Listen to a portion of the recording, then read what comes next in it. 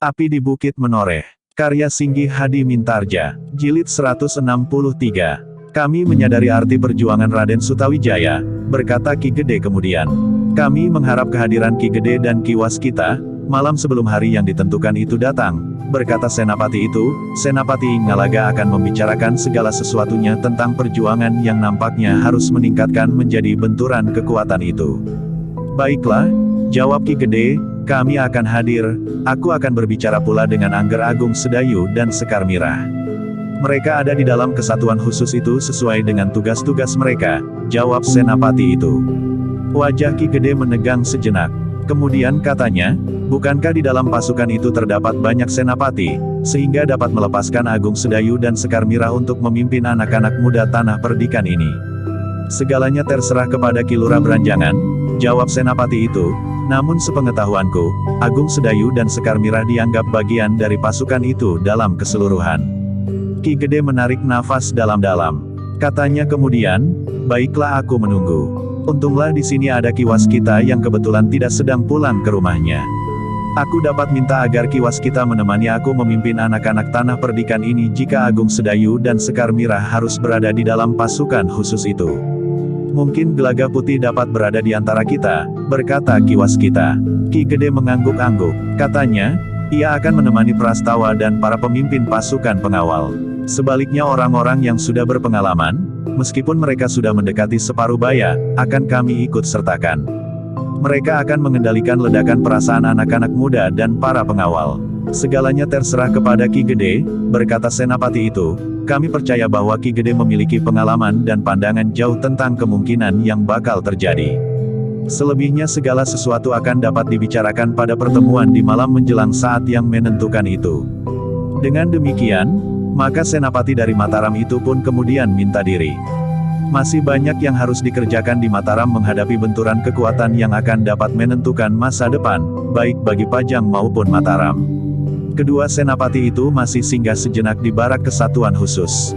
Namun mereka pun segera meninggalkan tanah perdikan Menoreh. Dalam pada itu, dua orang Senapati yang lain telah berada di Sangkal Putung untuk menemui para pemimpin di Kademangan itu. Ki Demang, Suandaru dan Pandanwangi serta Kiai Gringsing yang sedang berada di Sangkal Putung, telah menerima mereka dengan hati yang berdebar-debar. Saatnya akhirnya datang juga, berkata Senapati yang datang menemui Ki Demang. Kami memang sudah memperhitungkannya, jawab Ki Demang. Namun kemudian ia melanjutkan, tetapi katakanlah selengkapnya, apa yang akan terjadi. Senapati itu pun kemudian menyampaikan seluruh pesan Raden Sutawijaya dengan segala rencananya untuk menghadapi pasukan Pajang. Namun dalam pada itu, wajah Suandaru menjadi tegang. Dengan nada tinggi ia berkata, jadi Raden Sutawijaya akan menarik garis pertahanan di Prambanan. Iya, Raden Sutawijaya akan mempergunakan jalur Kaliopas sebagai batas. Kelemahan pasukan Pajang pada saat menyeberangi sungai itu akan dipergunakan sebagai alas perlawanan Raden Sutawijaya. Karena bagaimanapun juga Mataram menyadari, bahwa pasukan Pajang tentu akan lebih besar dan lebih kuat, jawab Senapati dari Mataram itu. Tetapi, sahut Suandaru, apakah aku harus melepaskan Kademangan ini? Kau dapat membayangkan, apa yang akan terjadi di Kademangan ini? Dendam orang-orang Pajang akan membuat seisi Kademangan ini menderita. Jika pertahanan itu ditarik di sebelah barat Kaliopa, berarti bahwa kami harus mengosongkan Kademangan ini dari setiap pengawal dan membiarkan Kademangan ini menjadi landasan kekuatan pasukan Pajang. Semuanya sudah diperhitungkan, berkata Senapati itu. Mungkin memang harus ada yang dikorbankan untuk satu kepentingan yang lebih besar. Tetapi seandainya Sangkal Putung akan dipertahankan, tetapi dengan demikian kerusakan pasukan Mataram akan menjadi lebih parah, maka garis perang itu pun tentu akan bergeser. Jika Sangkal Putung kemudian harus dikosongkan setelah pertempuran yang menentukan, maka sikap para prajurit Pajang tentu akan lebih keras terhadap rakyat Sangkal Putung. Tetapi jika tidak ada perlawanan ketika mereka melewati Kademangan ini, maka sikap mereka akan berbeda. Sementara itu, Sangkal Putung memang dapat dikosongkan dengan mengungsikan para penghuninya ke tempat-tempat yang lebih aman. Namun Suandaru masih menjawab, kami mempertahankan Kademangan ini dengan segenap kemampuan yang ada pada saat Tohpati berusaha untuk merebut lumbung padi yang melimpah ini.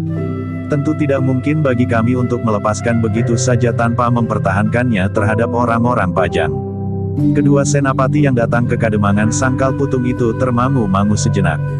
Dipandanginya Kiai Gringsing untuk mendapatkan pertimbangannya. Kiai Gringsing menarik nafas dalam-dalam. Dengan nada berat ia berkata, "Aku dapat mengerti perasaanmu, Swandaru. Tetapi marilah kita mencoba berpikir dengan nalar dan sedikit melihat satu kepentingan yang besar dalam keseluruhan. Seandainya kita mempertahankan Sangkal Putung, maka pada akhirnya kita pun harus bergeser meninggalkan Kademangan ini. Jika demikian, akibatnya memang akan jauh lebih parah daripada membiarkan orang-orang Pajang itu lewat. Tetapi mereka akan mempergunakan Kademangan ini sebagai landasan. Setidak-tidaknya mereka akan mempergunakan segala isinya untuk kepentingan mereka," jawab Swandaru. "Swandaru," berkata Kiai Gringsing dengan nada sareh, "pasukan Pajang tidak akan mempergunakan Kademangan ini sebagai landasan. Kademangan ini masih terlalu jauh dari Kaliopa bagi sebuah pasanggrahan. Pasukan Pajang tentu akan mengambil tempat yang lebih dekat. Mungkin justru Kademangan Prambanan sendiri." Swandaru mengerutkan keningnya. Sementara itu kedua senapati itu pun berharap bahwa keterangan gurunya akan dapat mempengaruhi sikap Swandaru. Dalam pada itu, Ki Demang Sangkal Putunglah yang bertanya, "Tetapi apakah tidak akan terjadi sesuatu yang parah bagi Kademangan ini, apabila kita meninggalkannya dan ikut serta membangun sebuah pertahanan di Prambanan? Menurut pendapatku, keadaannya akan lebih baik daripada kita mempertahankannya tetapi kemudian harus meninggalkannya," jawab salah seorang dari kedua senapati itu, "karena menurut perhitungan para pemimpin di Mataram, Mataram tentu akan karoban lawan. Karena itu Mataram akan bertahan di seberang Kaliopa pada saat pasukan Pajang menyeberangi sungai itu, maka Mataram akan dapat mempergunakannya untuk memperlemah pasukan Pajang itu."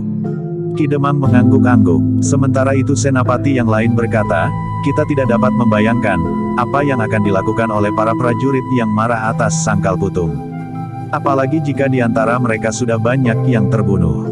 Sementara itu, pasukan Mataram pun tentu akan susut terlalu banyak untuk mempertahankan Kademangan ini terutama para pengawal Sangkal Putung sendiri.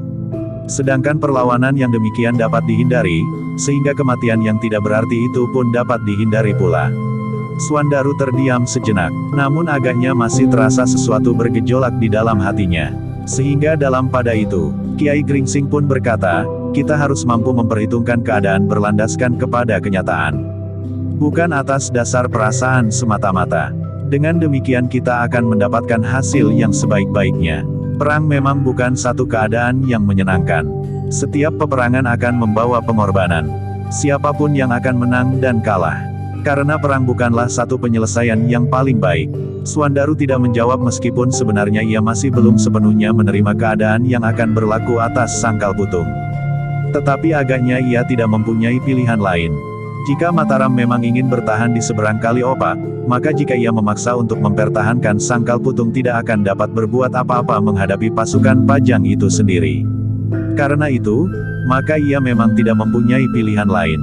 Dengan demikian, maka para pemimpin di Kademangan Sangkal Putung itu pun harus menerima satu kenyataan, bahwa mereka tidak akan dapat mempertahankan Kademangan mereka seperti yang pernah mereka lakukan atas pasukan Tohpati yang bergelar macan kepatihan, karena suasana dan keadaan yang berbeda. Sepeninggal kedua senapati itu, maka Sangkal Putung pun mulai membenahi diri. Ki Demang menyadari, bahwa dengan demikian akan terjadi pengungsian besar-besaran. Sangkal Putung memang harus dikosongkan untuk menghindari korban yang tidak berarti. "Beberapa pengawal akan tinggal," berkata Swandaru, "aku akan memimpin mereka." "Untuk apa?" bertanya Ki Demang. "Kita tidak akan membiarkan para perampok mempergunakan segala macam kesempatan untuk keuntungan mereka. Sementara itu, jika pasukan Pajang datang, kami akan segera meninggalkan tempat ini langsung memasuki pertahanan di seberang Kaliopa," jawab Swandaru. "Berbahaya sekali," jawab Ki Demang, "bagaimana keadaan kalian jika kalian dapat disergap oleh para prajurit Pajang?" "Kami akan berhati-hati, tetapi kami tidak dapat membiarkan Kademangan ini kosong dan menjadi sasaran para perampok yang tidak menghiraukan keadaan apapun yang terjadi." Kiai Gringsing menarik nafas dalam-dalam. Katanya, "Satu tanggung jawab yang besar. Tetapi kalian harus sangat berhati-hati. Kalian harus tahu pasti, di manakah daerah pertahanan para pengawal Kademangan Sangkal Putung." Ki Demang tidak dapat melarang anaknya untuk melakukannya. Karena itu, maka ia pun hanya dapat berpesan dengan sungguh-sungguh agar para pengawal yang akan tinggal itu tidak lengah. Setiap kelengahan akan dapat berarti kesulitan yang gawat bagi mereka. Dalam pada itu, maka Kademangan Sangkal Putung harus mulai berbuat sesuatu.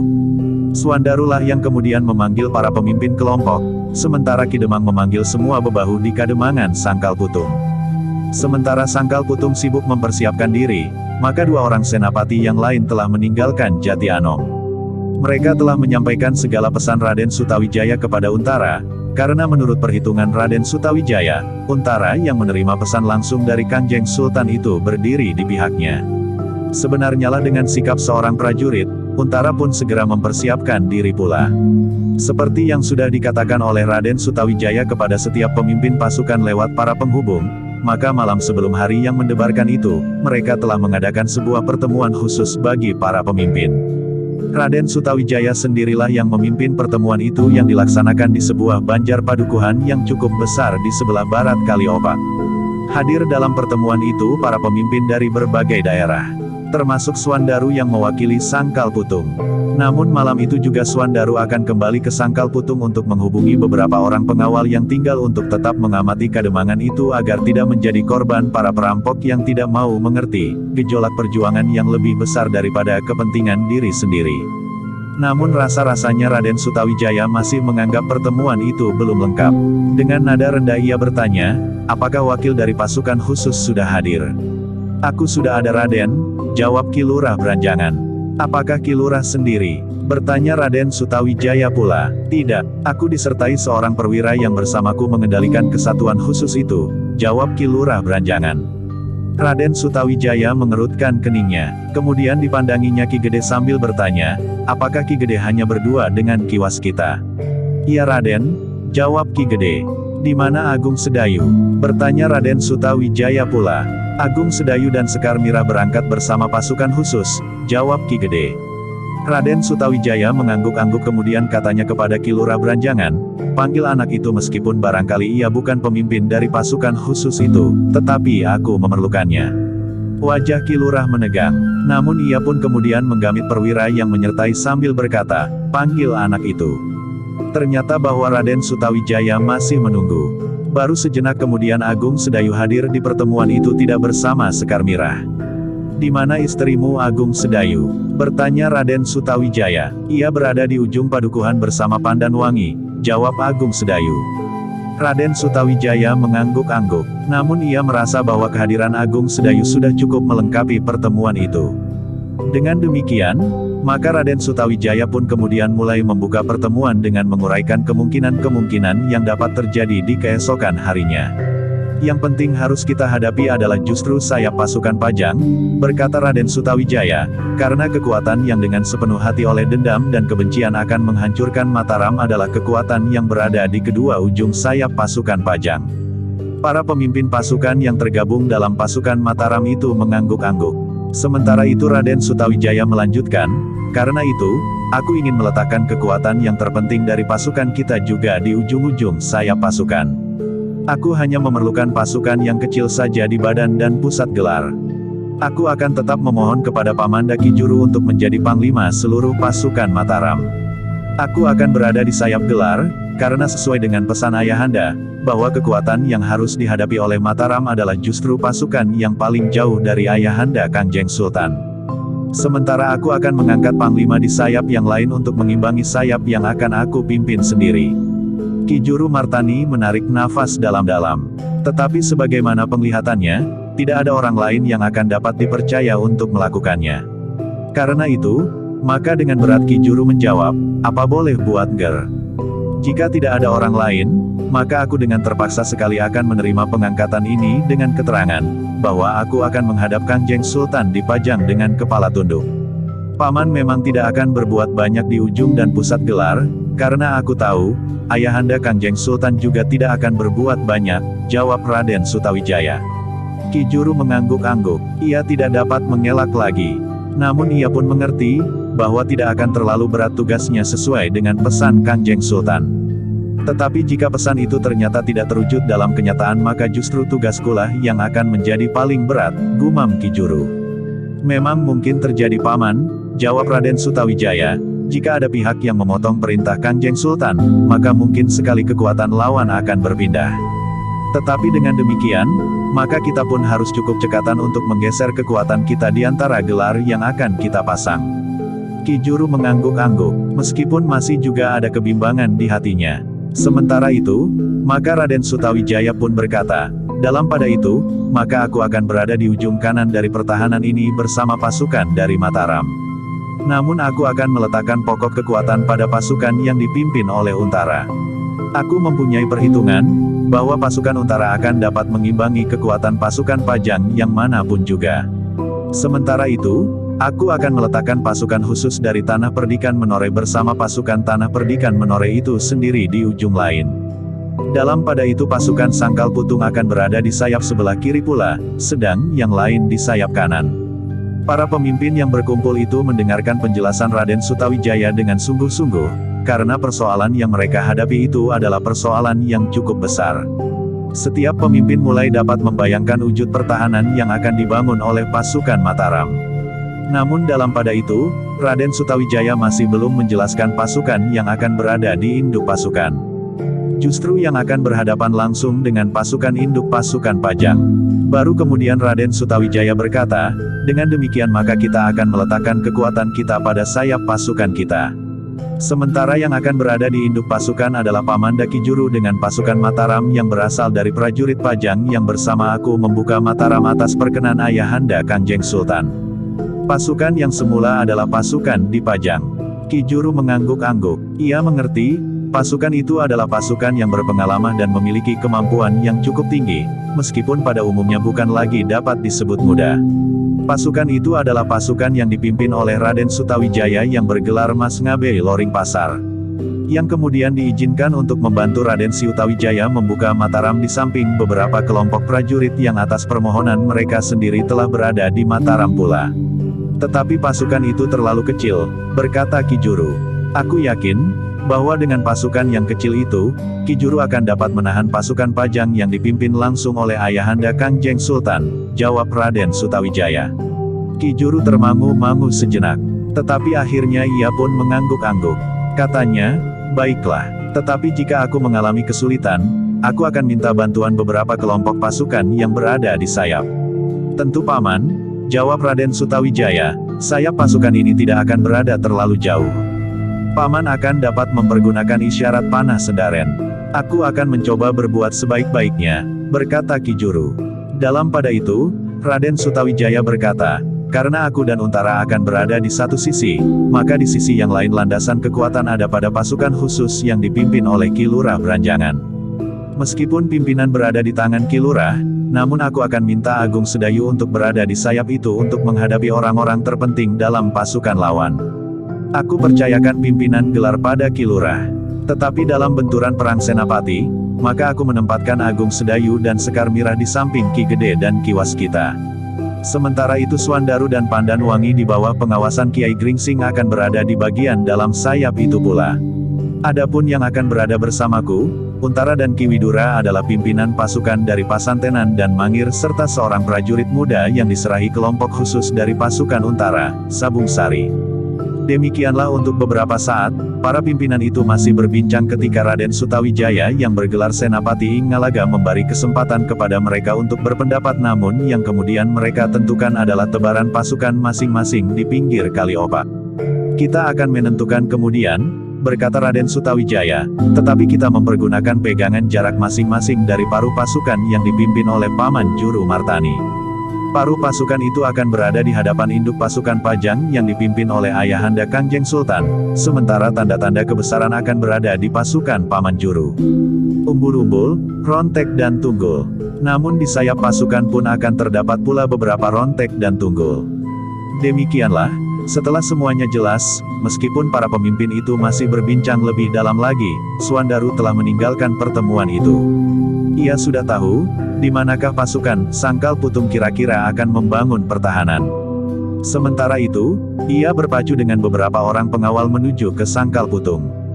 Jarak yang cukup panjang, tetapi ia masih akan memberikan beberapa pesan kepada para pengawal. Namun dengan perhitungan, bahwa ia harus berada di Prambanan lagi sebelum pasukan Pajang berada di Prambanan pula. Dalam pada itu, malam itu juga, pasukan Mataram telah menempatkan diri. Mereka memperhitungkan, bahwa induk pasukan Pajang akan berada di sekitar jalan menuju ke Mataram. Karena itu, maka mereka untuk sementara menempatkan induk pasukan mereka di sebelah jalur jalan itu pula. Namun jika induk pasukan lawan bergeser, induk pasukan Mataram akan bergeser pula. Tetapi Raden Sutawijaya tidak sekedar mempercayakan pertahanannya pada kekuatan pasukannya. Karena itu, ia telah memerintahkan beberapa orang untuk pergi ke bendungan yang terletak beberapa puluh tonggak di sebelah atas dari Prambanan. Dengan isyarat, maka mereka mempunyai tugas untuk memecahkan sebuah bendungan, sehingga air dari kedung yang terbendung itu akan meluap di sepanjang sungai. Bagaimana dengan rakyat yang memerlukan air itu, Raden? Bertanya Kiai Gringsing ketika ia mendengar rencana itu. Setelah perang ini selesai, maka kita akan memperbaiki bendungan itu seperti semula, jawab Raden Sutawijaya. Kiai Gringsing menarik nafas dalam-dalam tetapi lah tidak mencegahnya. Dalam pada itu, setelah masing-masing menempatkan diri serta menentukan hubungan dan isyarat, maka pasukan dari Mataram itu masih sempat beristirahat beberapa saat, karena malam masih panjang. Namun dalam pada itu, beberapa orang yang bertugas tetap berjaga-jaga dan mengawasi keadaan dengan saksama. Mereka berusaha agar tidak seorang pun yang akan mengamati garis pertahanan mereka. Sehingga dengan demikian, para prajurit Pajang tidak akan mengetahuinya, bahwa Raden Sutawijaya telah menempatkan sebagian terbesar kekuatannya justru di sayap pasukan. Justru karena pesan Kangjeng Sultan akan memisahkan para prajurit yang benar-benar setia kepada Sultan, serta mereka yang berpura-pura setia namun telah membuat rencana mereka sendiri. Dalam pada itu, Suandaru dan para pengawalnya telah mendekati Sangkal Putung.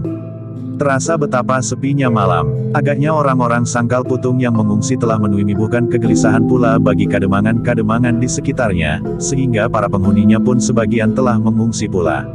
Tetapi Pajang tidak menganggap mereka terlibat langsung, berkata Suandaru kepada para pengawal, karena itu, maka para prajurit Pajang tidak akan mendendam mereka sebagaimana mereka mendendam orang-orang Sangkal Putung. Kekelaman yang semakin lengang terasa ketika Suandaru mulai memasuki padukuhan-padukuhan yang termasuk ke dalam kademangan Sangkal Putung. Seolah-olah tidak ada lampu di rumah-rumah dan tidak ada obor di gardu-gardu yang menyala. Meskipun demikian, sekelompok pengawal telah menghentikan Suandaru yang melintasi jalan yang gelap. "Suandaru," desis seorang pengawal. "Ya, aku," jawab Suandaru. "Bagaimana dengan para pengawal dari Mataram?" bertanya pengawal itu. "Kita sudah menentukan sebuah garis pertahanan," jawab Suandaru. "Menjelang fajar menyingsing, kita akan meninggalkan kademangan ini dengan diam-diam, agar kademangan ini tidak menjadi sasaran para perampok. Sementara sebagian kecil dari kita akan menunggu pasukan Pajang mendekati kademangan ini. Yang sebagian kecil itu akan segera bergeser menyingkir jika pasukan Pajang telah nampak di ujung bulak di batas kademangan ini. Kalian dapat menempuh jalan menuju ke hutan dan melintasi hutan yang tidak begitu lebat menyamping lereng di sebelah selatan gunung dan langsung mencapai Prambanan. Kalian akan menyeberangi Kali Opa sebelum Kali Opa memasuki kademangan Prambanan." Anak-anak muda itu mengangguk-angguk. Namun seorang di antara mereka bertanya, "Siapa di antara kita yang akan tinggal dan baru nyingkir kemudian?" "Nama-nama itu akan ditentukan kemudian," jawab Suandaru. "Lalu, aku akan ke induk kademangan. Di sana aku akan menentukan." Para pengawal itu mengangguk-angguk.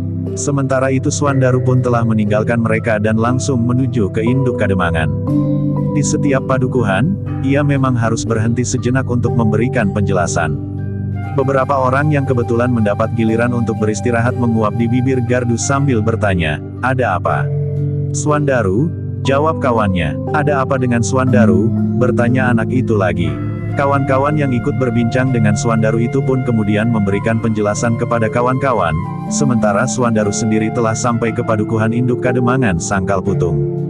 Sambil memberi kesempatan kudanya untuk beristirahat, Suandaru memberikan beberapa penjelasan kepada seorang pengawal yang telah mendapat kepercayaannya untuk memimpin kawan-kawan yang tinggal di Sangkal Putung sebelum pasukan Pajang datang.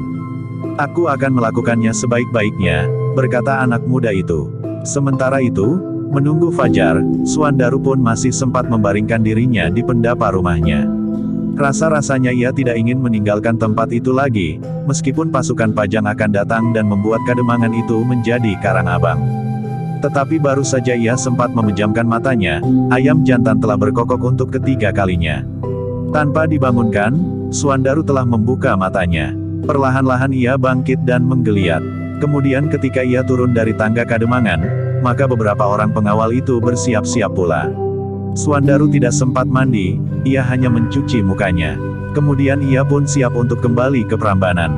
Meskipun demikian, untuk memberi kesempatan kudanya beristirahat lebih lama, maka ia pun telah mempergunakan seekor kuda yang lain, sementara kudanya akan dipergunakan oleh kawannya yang baru akan meninggalkan Sangkal Putung kemudian, apabila pasukan Pajang telah nampak di ujung bulak. Sejenak kemudian, Suandaru dan sebagian besar dari para pengawal yang tinggal telah berpacu di atas punggung kudanya. Tetapi masih ada beberapa orang yang tinggal di setiap padukuhan. Pengawal yang berada di paling ujung harus mengawasi bulak panjang di hadapan padukuhan. Jika pasukan Pajang muncul, maka mereka akan meninggalkan padukuhan itu melewati jalur jalan yang telah ditentukan sambil mengajak kawan-kawan mereka di padukuhan-padukuhan yang akan dilewatinya menuju ke Prambanan lewat jalan yang telah ditunjuk oleh Suandaru. Sementara itu Suandaru sendiri berpacu melalui jalan memintas.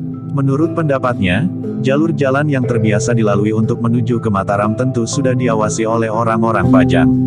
Meskipun mereka mungkin tidak akan berbuat apa-apa, tetapi keterangan mereka mungkin akan dapat merugikan Mataram. Sementara itu, sebenarnya lah bahwa pasukan Pajang telah bersiap. Tetapi ternyata bahwa Kangjeng Sultan tidak tergesa-gesa. Kangjeng Sultan tidak meninggalkan istana menjelang dini hari. Tetapi Kangjeng Sultan baru bersiap ketika matahari sudah terbit di ujung timur. Ketika seseorang mengusulkan untuk membagi pasukannya dan melingkari daerah pertahanan yang mungkin akan dipergunakan oleh Mataram, untuk langsung menusuk jantung Mataram dari arah lain, Kangjeng Sultan tidak setuju. Aku akan melihat, apakah Sutawijaya benar-benar seorang laki-laki di medan perang. Aku akan memecahkan pertahanan Mataram langsung beradu dada, berkata Kangjeng Sultan. Tidak seorang senapati pun yang membantah. Sementara itu Kangjeng Sultan telah siap dengan kadang sentana, para senapati dan gegeduk Pajang yang memiliki nama menggetarkan di medan perang. Di antara mereka adalah Adipati Tuban. Adipati yang dengan ikhlas telah bertempur di pihak Kangjeng Sultan tanpa mengetahui persoalan yang sedang berkembang di Pajang. Karena itu, maka Kangjeng Sultan telah menunjuk Adipati Tuban dan pasukan yang dibawanya untuk berada di induk pasukan bersama Putra Kinasih yang telah dipisahkan oleh satu jarak dengan Kangjeng Sultan, Pangeran Benawa. Kalian adalah senapati pengapit kiri dan kanan. Tetapi kalian jangan renggang dari aku lebih dari panjang tombak kalian, perintah Kangjeng Sultan. Lalu, biarlah para panglima dan senapati berada di sayap pasukan kiri dan kanan. Perintah itu telah disambut dengan senang hati oleh Kitumenggung Prabadaru dengan kawan-kawan. Tanpa mengetahui latar belakang perintah Kangjeng Sultan itu, mereka merasa bahwa dengan jarak yang cukup, mereka akan dapat berbuat apa saja di luar pengamatan langsung Kangjeng Sultan Hadiwijaya. Apalagi Pangeran Benawa sudah mendapat perintah untuk tidak terpisah dari ayahandanya itu. Adipati Tuban memang akan dapat mengganggu, berkata Kitumenggung Prabadaru, untunglah bahwa ia berada dekat dengan Kangjeng Sultan dan Pangeran Benawa, sementara Adipati Demak tidak akan banyak menentukan sikap. Ia akan hanyut saja dalam arus peperangan yang akan terjadi di sekitarnya. Karena itu, maka kita akan menghancurkan lewat sayap pasukan ini. Kita tidak mempercayakan kemenangan pasukan Pajang pada induk pasukan. Bahkan kita akan membiarkan kedua pasukan itu hancur. Pasukan Mataram dan induk pasukan Pajang.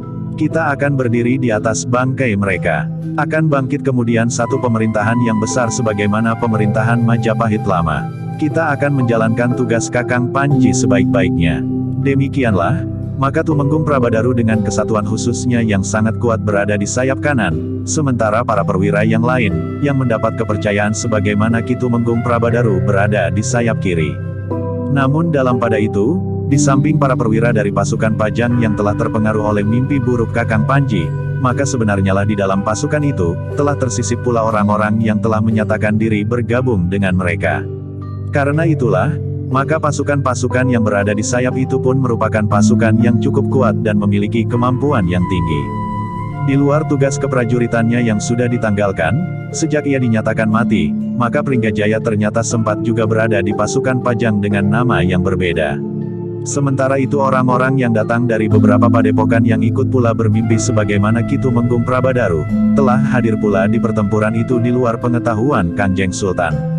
Namun sebenarnya lah Kangjeng Sultan yang bernama Mas Karebet di masa mudanya itu, bukan orang yang terlampau dungu, sehingga apa yang terjadi di pasukannya itu akhirnya diketahuinya juga. Tetapi Kangjeng Sultan tidak berbuat sesuatu. Ketajaman nalarnya telah membuatnya dengan sengaja membiarkan apa yang terjadi, Karena menurut perhitungannya yang cermat, maka Sutawijaya tentu telah menerima pesannya dan meletakkan kekuatannya di sayap pasukannya pula. Mudah-mudahan Sutawijaya tidak salah hitung, berkata Kangjeng Sultan di dalam hatinya. Demikianlah, maka pasukan Pajang yang besar telah bergerak langsung menuju ke Prambanan. Kangjeng Sultan telah memerintahkan kepada seluruh pasukannya, bahwa menurut laporan yang diterima oleh para petugas sandi, bahwa pasukan Mataram justru telah bergerak lebih dahulu menuju ke Prambanan. Karena itu, maka Kangjeng Sultan akan menghadapi pasukan Mataram itu di tempat mereka bertahan. Satu cara yang kurang bijaksana, berkata seorang senapati kepada Ki Tumenggung Prabadaru, sebenarnya Kangjeng Sultan dapat membagi pasukan ini. Sebagian dari kita akan menyerang dari arah lain menuju langsung ke Mataram. Kita sudah mengetahui daerah pertahanan yang paling kuat di sekitar Mataram. Namun dengan cara ini kita akan berhadapan langsung dengan benturan yang dahsyat. Bukankah kita akan mendapatkan keuntungan dari benturan ini? Bertanya Ki Tumenggung Prabadaru, kemarahan Sultan yang tidak tertahankan telah membuatnya bernafsu untuk menghukum langsung Raden Sutawijaya. Namun dengan demikian, bukankah berarti bahwa kedua orang ayah dan anak angkat itu akan bersama-sama hancur? Jika kita menembus Mataram dengan cara lain, maka korban tidak akan jatuh dari kedua belah pihak. Mungkin Kangjeng Sultan akan mampu menghimpun pengikutnya untuk menegakkan kekuatannya kembali. Pengalaman pahit karena pemberontakan putra angkatnya yang sangat dikasihinya ini akan dapat merubah keadaannya, sehingga ia akan bangkit lagi dari kelemahannya lahir dan batin sekarang ini. Senapati itu mengangguk-angguk. Nampaknya Ki Tumenggung Prabadaru telah memperhitungkannya dengan cermat. Bahkan mungkin telah dibicarakan pula dengan orang yang menyebut dirinya Kakang Panji. Iring-iringan pasukan Pajang itu telah membuat rakyat padukuhan yang dilaluinya menjadi sangat cemas. Mereka membayangkan, bahwa akan terjadi perang yang sangat dahsyat menilik kekuatan Pajang yang besar telah dikerahkan menuju ke Mataram. Mataram akan menjadi karang abang, desis orang-orang padukuhan yang dilalui oleh pasukan itu. Kangjeng Sultan telah mempergunakan titihan kinasihnya, berkata yang lain, pertanda bahwa Kangjeng Sultan benar-benar telah berada dalam puncak kemampuannya sebagai seorang raja, panglima dan pangayoman. Dengan kendaraan gajah, Kangjeng Sultan adalah panglima perang yang mampu berbuat apa saja di medan. Sebenarnya lah, iring-iringan itu merupakan campur baur antara kebanggaan dan kecemasan rakyat Pajang sendiri. Jika Mataram juga mengerahkan kekuatan yang sama, maka tentu akan terjadi perang yang maha dahsyat. Sebagian dari mereka yang berangkat ke medan itu, untuk selamanya tidak akan pernah kembali lagi kepada anak istrinya, kepada orang tuanya dan tidak akan pernah melihat lagi kampung halamannya. Sebenarnya Pajang telah menunjukkan kekuatan yang besar. Dengan melihat pasukan yang dengan kesiagaan perang menuju ke Mataram itu sebenarnya Pajang adalah satu kekuatan yang luar biasa. Apalagi jika kekuatan Pajang itu bergabung dengan kekuatan Mataram, maka Pajang tentu akan menjadi satu negara yang disegani. Bukan saja oleh sanak kadang di satu lingkungan, tetapi juga oleh kekuasaan asing yang berkeliaran di sekitar bumi Nusantara. Tetapi dalam barisan yang panjang dengan kesiagaan tempur yang tinggi itu terdapat beberapa pihak yang hanya nampak satu dalam wujud lahiriahnya, namun yang terbelah di jantungnya. Sehingga dengan demikian, maka yang nampak satu itu adalah gejolak pertentangan yang dahsyat dan mengakar. Dalam wujud yang satu itu telah tersimpan kutukan dan harapan yang kelam dalam doa kematian. Namun demikian umbul-umbul, rontek dan kelebet di ujung pasukan mengiringi seekor gajah yang berwarna kelabu dengan kelengkapan yang cemerlang dan berbinar di sinar matahari pagi, telah menggetarkan setiap jantung. Di sebelah menyebelah dua orang senapati pengapit di atas punggung kuda yang tegar. Adipati Tuban dan Pangeran Benawa sendiri. Sementara itu, beberapa lapis di belakangnya adalah Adipati Demak. Baru kemudian, para prajurit dan pengawal dari Pajang, Tuban dan Demak mengiringi di belakang. Sementara itu, di ujung belakang adalah para prajurit dan pasukan yang kemudian akan menebar di sayap kanan dan kiri. Dalam pada itu, ternyata iring-iringan pasukan Pajang itu sama sekali tidak tergesa-gesa. Meskipun dengan langkah yang mantap dalam irama yang berderap dijiwai oleh nafas peperangan, namun pasukan itu maju secepat langkah-langkah kaki mereka. Kangjeng Sultan Hadiwijaya tidak banyak memperhatikan padukuhan-padukuhan yang dilaluinya. Dengan sadar, Kangjeng Sultan sudah memperhitungkan, bahwa padukuhan-padukuhan akan menjadi sepi.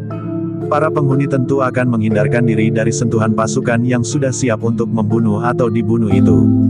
Seperti yang diperhitungkan oleh Mataram, maka tentu ada petugas sandi yang akan mendahului perjalanan pasukan Pajang. Dalam wujud orang kebanyakan, mereka benar-benar telah mengamati jalan yang akan dilalui oleh pasukan itu, untuk meyakinkan, di mana Mataram membangunkan pertahanan. Meskipun telah ada laporan sebelumnya, bahwa sebagian pasukan Mataram telah membangunkan pasranggahan di sebelah barat Kaliopak, namun petugas sandi yang mendahului perjalanan pasukan itu masih harus meyakinkan apa yang telah mereka dengar dari laporan sebelumnya. Dengan menghindari jalan yang mungkin mendapat pengawasan, maka para petugas itu akhirnya dapat melihat, bahwa di seberang Kaliopak, Mataram benar-benar telah membangun sebuah pasanggrahan. Mereka melihat rontek, umbul-umbul dan panji-panji yang terpasang. Rasa-rasanya dengan sengaja Mataram telah menantang untuk membenturkan kekuatannya. Orang-orang Mataram memang gila, desis petugas sandi itu. Apakah mereka sudah kehilangan kiblat? Bagaimanapun juga, mereka tidak akan dapat mengimbangi kekuatan dari Pajang. Meskipun mereka mengerahkan semua laki-laki dari mereka yang baru dapat berjalan sampai mereka yang sudah siap dibawa ke liang kubur dari Mataram sendiri, Mangir, Tanah Perdikan Menoreh, Pasantenan di Gunung Kidul dan Sangkal Putung, bahkan dari daerah asal Senapati Inggalaga di sela atau selingkar Gunung Merapi dan Merbabu, namun Mataram tidak akan dapat mengimbangi, bahkan sekuku Ireng, dari kekuatan Pajang yang dikerahkan sekarang ini. Tetapi kawannya tiba-tiba berdesis, kita tidak boleh takabur. Kau lihat bahwa Mataram memiliki kekuatan di luar perhitungan nalar. Tentu kau pernah mendengar, bahwa kakek Raden Sutawijaya adalah seorang yang dianggap mampu menangkap petir. Kawannya tertawa, katanya, seandainya benar, kau kira ia akan bangkit lagi dari kuburnya. Lihat, langit cerah sekarang ini. Tidak ada petir yang berkeliaran yang barangkali akan ditangkap oleh kakek Senapati Inggalaga dan diberikan kepadanya untuk senjata melawan Pajang.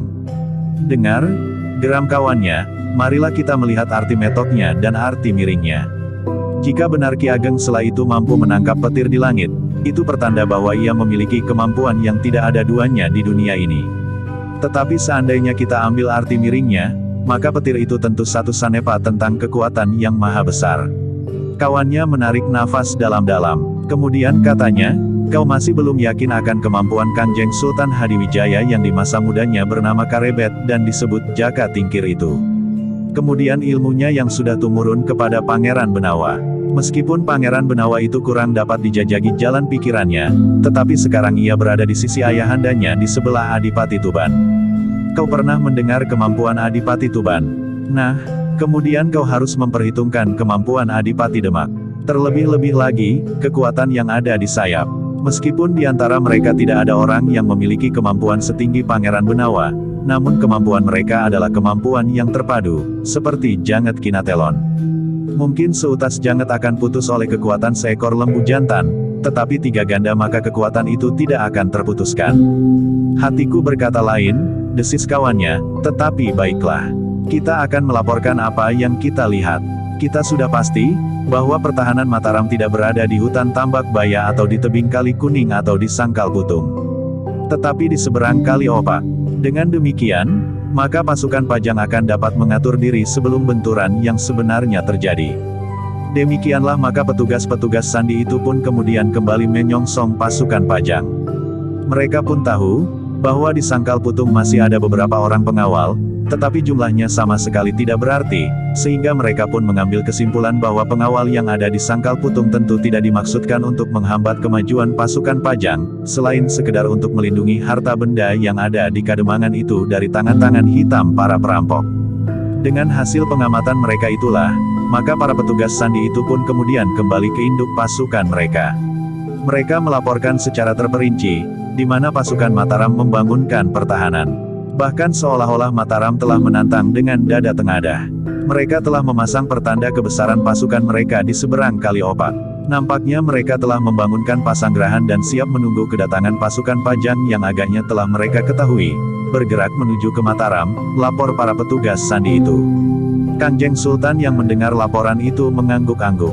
Katanya, Mataram memang mempunyai telinga dan mata di segala tempat di Pajang ini. Adipati Tuban pun menyahut, tentu ada orang yang telah berkhianat. Tetapi bukankah pasukan Pajang cukup kuat untuk menghancurkan pasukan Mataram meskipun mereka telah bersiap di sebelah barat Kaliopak? Betapapun banyak pengikutnya, tetapi pasukan mereka tidak akan sekuat pasukan Pajang yang terdiri dari para prajurit terlatih. Sementara itu agaknya Mataram telah mengerahkan setiap orang laki-laki yang masih pantas untuk menggenggam pedang. Mengerti atau tidak mengerti cara mempergunakannya. Kanjeng Sultan mengangguk-angguk. Katanya kemudian, kita akan melihat apa yang sudah dipersiapkan oleh Mataram. Sepasukan prajurit yang tangguh di medan perang, atau sekelompok laki-laki yang siap untuk mengusir burung di sawah. Pangeran Benawa sama sekali tidak menyahut. Wajahnya nampak berkerut, tetapi tidak seorang pun yang tahu apa yang bergejolak di dalam hatinya. Dalam pada itu, pasukan Pajang itu pun perlahan-lahan bergerak maju menuju ke Prambanan. Sementara itu, di bagian belakang dari iring-iringan yang panjang itu, Ki Tumenggung Prabadaru berkata, kita akan melihat bahwa pasukan Pajang yang dibanggakan dan ditempatkan di Jati Anom itu sudah berkhianat. Sudah dapat diduga, jawab seorang kawannya, tetapi pasukan itu tidak akan berarti apa-apa. Jika pasukan itu berdiri sendiri memang tidak akan berarti apa-apa. Tetapi bersama orang-orang Mataram, maka pasukan itu akan dapat menghambat kehancuran Mataram. Tetapi jika itu berarti bahwa pasukan Pajang harus mengorbankan jauh lebih banyak orang-orangnya dan kemudian sampiuh di peperangan, akan membawa arti yang lebih baik bagi kita, jawab Ki Tumenggung Prabadaru. Tetapi jika pasukan Untara itu diletakkan di sayap, rasa-rasanya akan membumbui pertempuran ini dengan rasa asam yang agak tajam, jawab kawannya. Jangan cemas, kesatuan khusus kita akan menggilasnya sampai orang terakhir, jawab Ki Tumenggung Prabadaru. Kawannya tidak menjawab lagi, iring-iringan itu pun semakin lama menjadi semakin maju. Meskipun lambat, tetapi pasukan itu akhirnya mendekati sasaran. Namun sementara itu terik matahari pun telah membakar tubuh. Ketika pasukan itu melewati Sangkal Putung, maka seperti yang sudah diperhitungkan, tidak ada hambatan apapun yang berarti. Para pengawal yang sudah memperhitungkan kehadiran pasukan Pajang telah menyingkir. Sebagian dari mereka langsung menuju ke Prambanan lewat jalan memintas di lambung Gunung Merapi, namun ada beberapa orang yang tinggal dan akan tetap mengawasi Kademangan Sangkal Putung. Mereka hanya sekedar bergeser keluar Kademangan dan bersembunyi di hutan yang tidak terlalu lebat. Untuk kemudian memasuki Kademangan terdekat atas izin para penghuninya. Dari tempat itu mereka mengamati kampung halaman mereka yang sepi, agar tidak menjadi sasaran kejahatan. Dalam terik panasnya matahari, maka sekali-sekali iring-iringan pasukan Pajang yang panjang itu pun harus berhenti. Pasukan itu nampaknya memang tidak tergesa-gesa. Dengan perlahan-lahan tetapi penuh keyakinan, pasukan itu mendekati garis pertahanan Mataram. Para pengamat dari Mataram akhirnya menjadi berdebar-debar ketika mereka melihat ujung dari rontek, umbul-umbul dan kelebet yang mulai nampak muncul dari ujung bulak panjang di sebelah padukuhan. Para pengamat yang menyeberangi Kali Opa itu melihat betapa pasukan yang sangat besar itu bergerak maju, seperti seekor ular raksasa yang menelusuri jalurnya dengan sorot mata yang memancarkan api kemarahan. Kita akan melaporkan kepada Senapati Inggalaga, berkata seorang di antara para pengamat itu. Baiklah, kita harus bersiap, jawab yang lain. Ketika para pengamat itu melaporkan apa yang mereka lihat, maka sama sekali tidak nampak kegelisahan di wajah Raden Sutawijaya. Bahkan ia berkata, aku hampir tidak sabar menunggu kedatangan mereka. Alangkah lambatnya, kami melihat seekor gajah di ujung pasukan, berkata pengamat itu. Raden Sutawijaya mengerutkan keningnya. Sementara itu Ki Juru berkata, Kanjeng Sultan ada dalam puncak kebesaran seorang panglima. Ya paman, kita akan melihat apa yang akan mereka lakukan setelah mereka berada di seberang sungai, jawab Raden Sutawijaya. Ki Juru mengangguk-angguk, tetapi kemudian ia berdesis perlahan, menempatkan dirinya dalam sebuah pasanggerahan lebih dahulu. Raden Sutawijaya mengangguk-angguk, ia pun sependapat dengan Ki Juru. Tetapi ia tidak mengatakannya kepada siapapun juga. Sehingga karena itu, maka para pemimpin pasukan di lingkungan pasukan Mataram itu segera mempersiapkan diri mereka telah berada di lingkungannya masing-masing. Beberapa orang penghubung berkuda hilir mudik di belakang garis pertahanan. Apalagi sejenak kemudian mulai terdengar bunyi bende dan genderang perang yang mengumandang. Pasukan Pajang mulai mempercepat irama langkah pasukan mereka mendekati pertahanan Mataram. Raden Sutawijaya yang masih berada di induk pasukan menjadi ragu-ragu. Rasa-rasanya irama yang semakin cepat dan meninggi itu telah mewarnai pasukan Pajang dengan langkah-langkah pasti. Tetapi sekali lagi Ki Juru menggeleng. Katanya, aku tetap berpendirian, pasukan Pajang tidak akan turun ke medan. Tetapi kita harus bersiaga sepenuhnya paman, berkata Raden Sutawijaya. Bukankah kekuatan Mataram yang berada di sayap pasukan sudah siap untuk bertempur?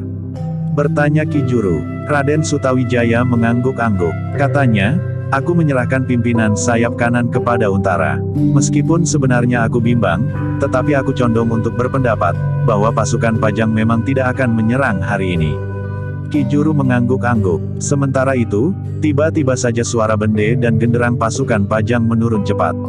Kemudian justru telah berhenti. Raden Sutawijaya dan Ki Juru pun kemudian tampil di atas tanggul Kali Opak, di bayangan sebuah gerumbul. Bagaimanapun juga, rasa-rasanya Raden Sutawijaya tidak ingin langsung menampakkan diri di hadapan ayahanda. Pasukan Pajang ternyata berhenti di padukuhan di belakang bulak di sebelah timur Kali Opak.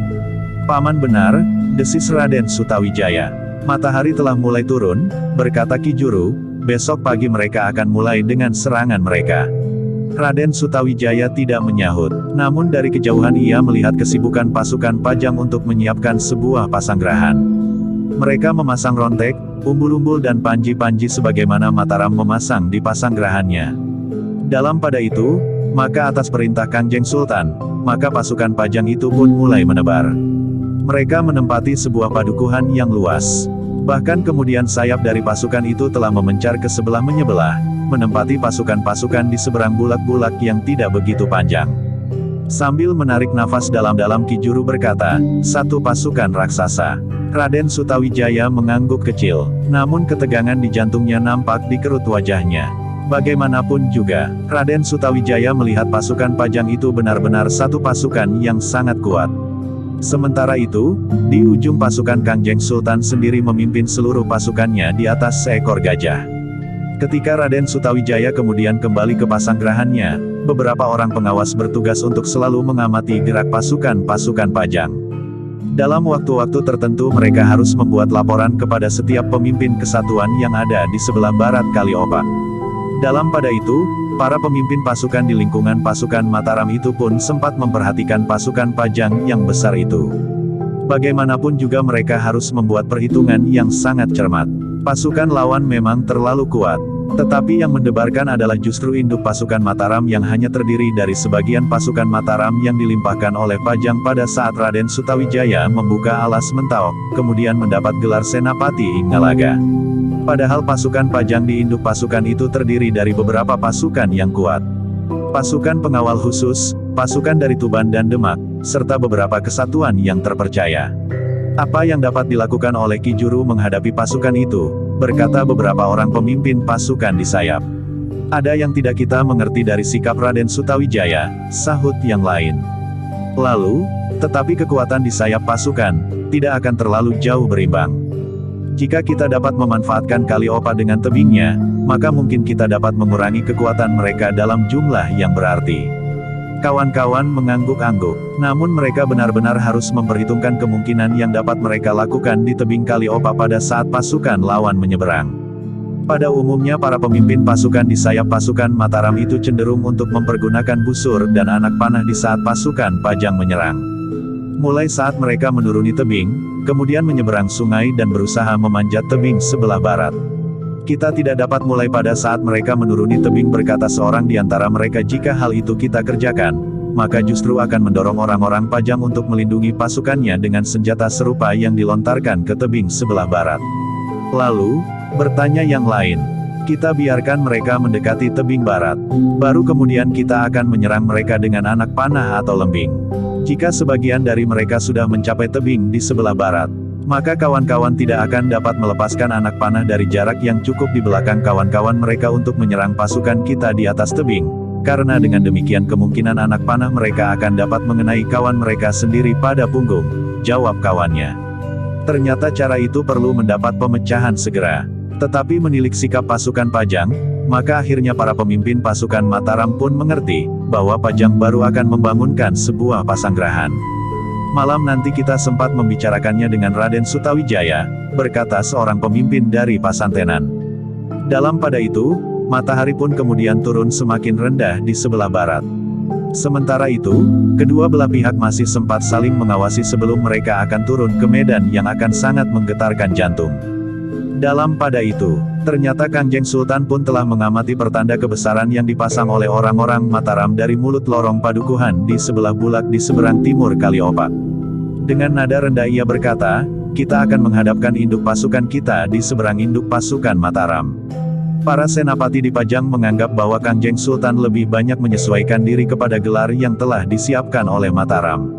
Karena itu, Adipati Demak pun kemudian berkata, "Ayahanda Sultan, kenapa kita harus menghadapkan induk pasukan kita ke hadapan induk pasukan Kakang Mas Sutawijaya? Apakah tidak lebih baik kita menentukan sesuai dengan keadaan medan, sehingga paling menguntungkan bagi kita? Jika Mataram ingin menyesuaikan, biarlah mereka merubah gelar yang akan dipasangnya esok pagi." Kangjeng Sultan memandang Adipati Demak dengan wajah yang buram. Katanya, "Aku menganggap bahwa aku sendiri harus menghadapi induk pasukan Mataram. Tidak ada orang yang dapat melawan Sutawijaya atau Ki Juru Martani, selain aku sendiri. Seandainya kita menentukan letak induk pasukan kita, sementara Mataram tidak mau merubah gelar yang sudah dipersiapkan, maka sayap atau lambung yang akan berhadapan dengan induk pasukan Mataram akan dihancurkan sampai lumat. Justru sebelum kita berhasil mencapai tepi barat Kali Opak." Adipati Demak mengerutkan keningnya. Dengan nada ragu ia berkata, "Aku percaya betapa tingginya ilmu Kakang Mas Sutawijaya. Karena ilmunya adalah ilmu Ayahanda Sultan sendiri. Tetapi di sini ada Kakang Mas Pangeran Benawa." Kangjeng Sultan memandang Pangeran Benawa yang tunduk. Adalah di luar dugaan, bahwa tiba-tiba saja Kangjeng Sultan bertanya kepada Pangeran Benawa, "Benawa, apakah kau merasa mampu untuk menghadapi Kakang Masmu Senapati Inggalaga?" Pangeran Benawa menarik nafas dalam-dalam. Seperti juga pertanyaan itu diucapkan di luar dugaan, maka jawab Pangeran Benawa pun di luar dugaan, "Aku merasa terlalu kecil di hadapan Kakang Mas Sutawijaya."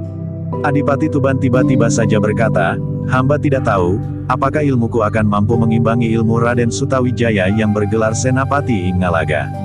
Tetapi jika Kangjeng Sultan memerintahkan, hamba akan bersedia menghadapinya." Kangjeng Sultan tersenyum. Katanya, "Bukan maksudku memperkecil arti kehadiranmu. Tetapi aku tidak mau melihat korban yang sia-sia, yang sebenarnya dapat dihindari. Karena itu, biarlah aku menghadapi Sutawijaya. Ia adalah pemimpin tertinggi Mataram. Tentu ia berada di induk pasukan. Bagaimanapun juga, aku adalah gurunya." Tidak seorang pun yang membantah. Mereka mengerti bahwa betapa tinggi ilmu Raden Sutawijaya, tetapi jika ia berhadapan dengan Kangjeng Sultan Pajang, maka ia tidak akan banyak dapat berbuat. Meskipun Kangjeng Sultan itu sebenarnya baru sakit.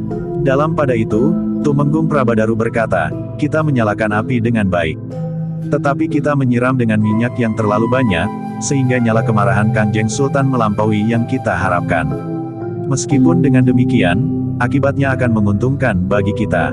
Hei, apakah kita dapat berharap bahwa Kangjeng Sultan mengalami sesuatu di peperangan? Maksudmu, gugur atau terluka parah dan tidak dapat ditolong lagi?" Bertanya yang lain. Tumenggung Prabadaru mengangguk. Kawannya menarik nafas dalam-dalam.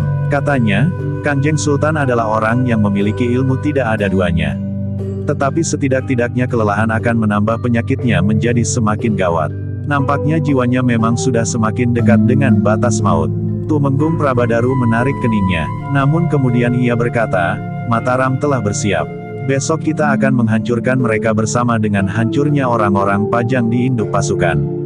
Kekuatan kita semuanya berada di sayap sebagaimana dikehendaki oleh Sultan sendiri. Satu pertanda kemenangan yang gemilang. Agaknya usaha kita mendapat jalan cerah, seolah-olah alam ikut bersama kita mengatur segala rencana sehingga dapat berlangsung sebaik-baiknya," sahut seorang kawannya. "Ketika langit menjadi gelap, maka kedua belah pihak telah mempergunakan kesempatan sebaik-baiknya untuk beristirahat. Hanya beberapa kelompok kecil sajalah yang bertugas untuk mengamati keadaan. Berganti-ganti. Dengan demikian esok pagi mereka akan mendapat kesegaran yang setinggi-tingginya saat mereka tampil di medan perang."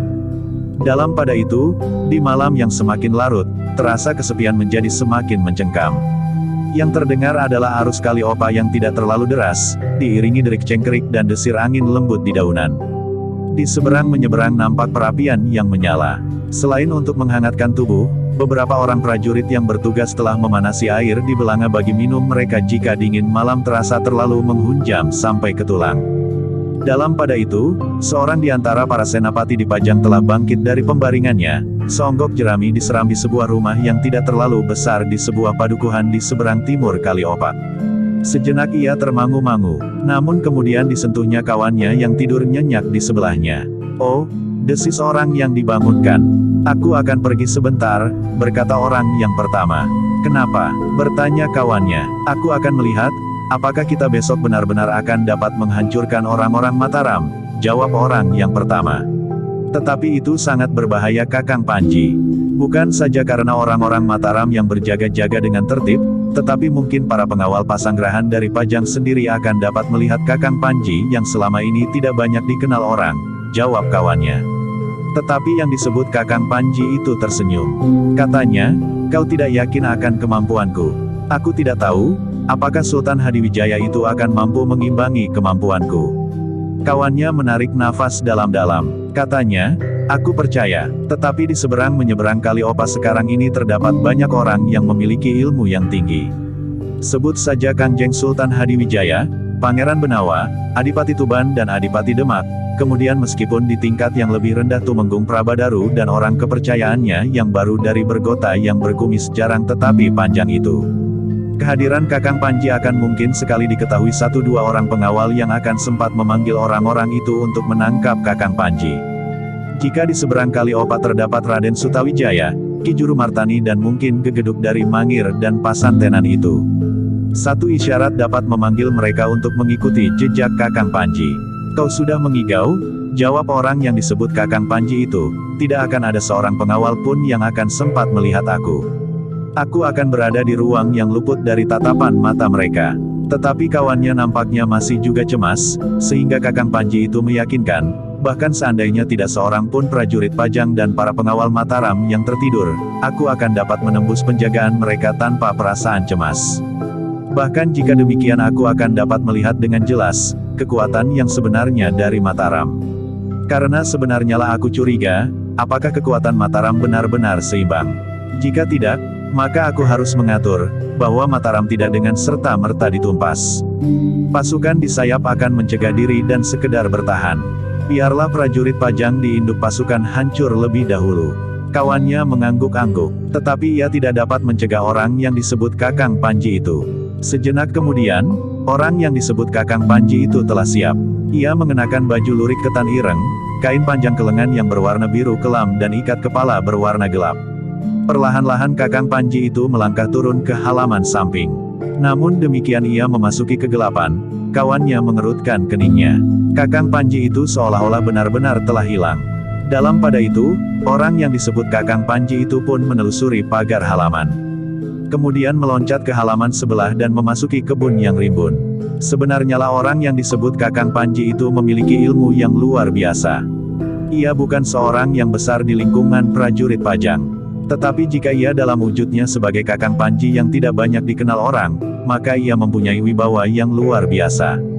Bahkan 1-2 orang yang mendapat kepercayaan untuk berbicara dengan Kakang Panji telah menyebut wujud dan wajahnya dengan keterangan yang berbeda-beda. Bahkan ciri-ciri tubuhnya pun terdapat beberapa cerita yang berlainan. Dalam kelamnya malam Kakang Panji telah bergerak bagaikan terbang, keluar dari padukuhannya. Memang tidak seorang pun yang dapat melihatnya. Para prajurit dalam kelompok-kelompok kecil yang berjaga-jaga tidak melihat, seseorang telah meninggalkan padukuhan itu. Bahkan kemudian, orang yang disebut Kakang Panji itu telah meninggalkan pasanggrahan.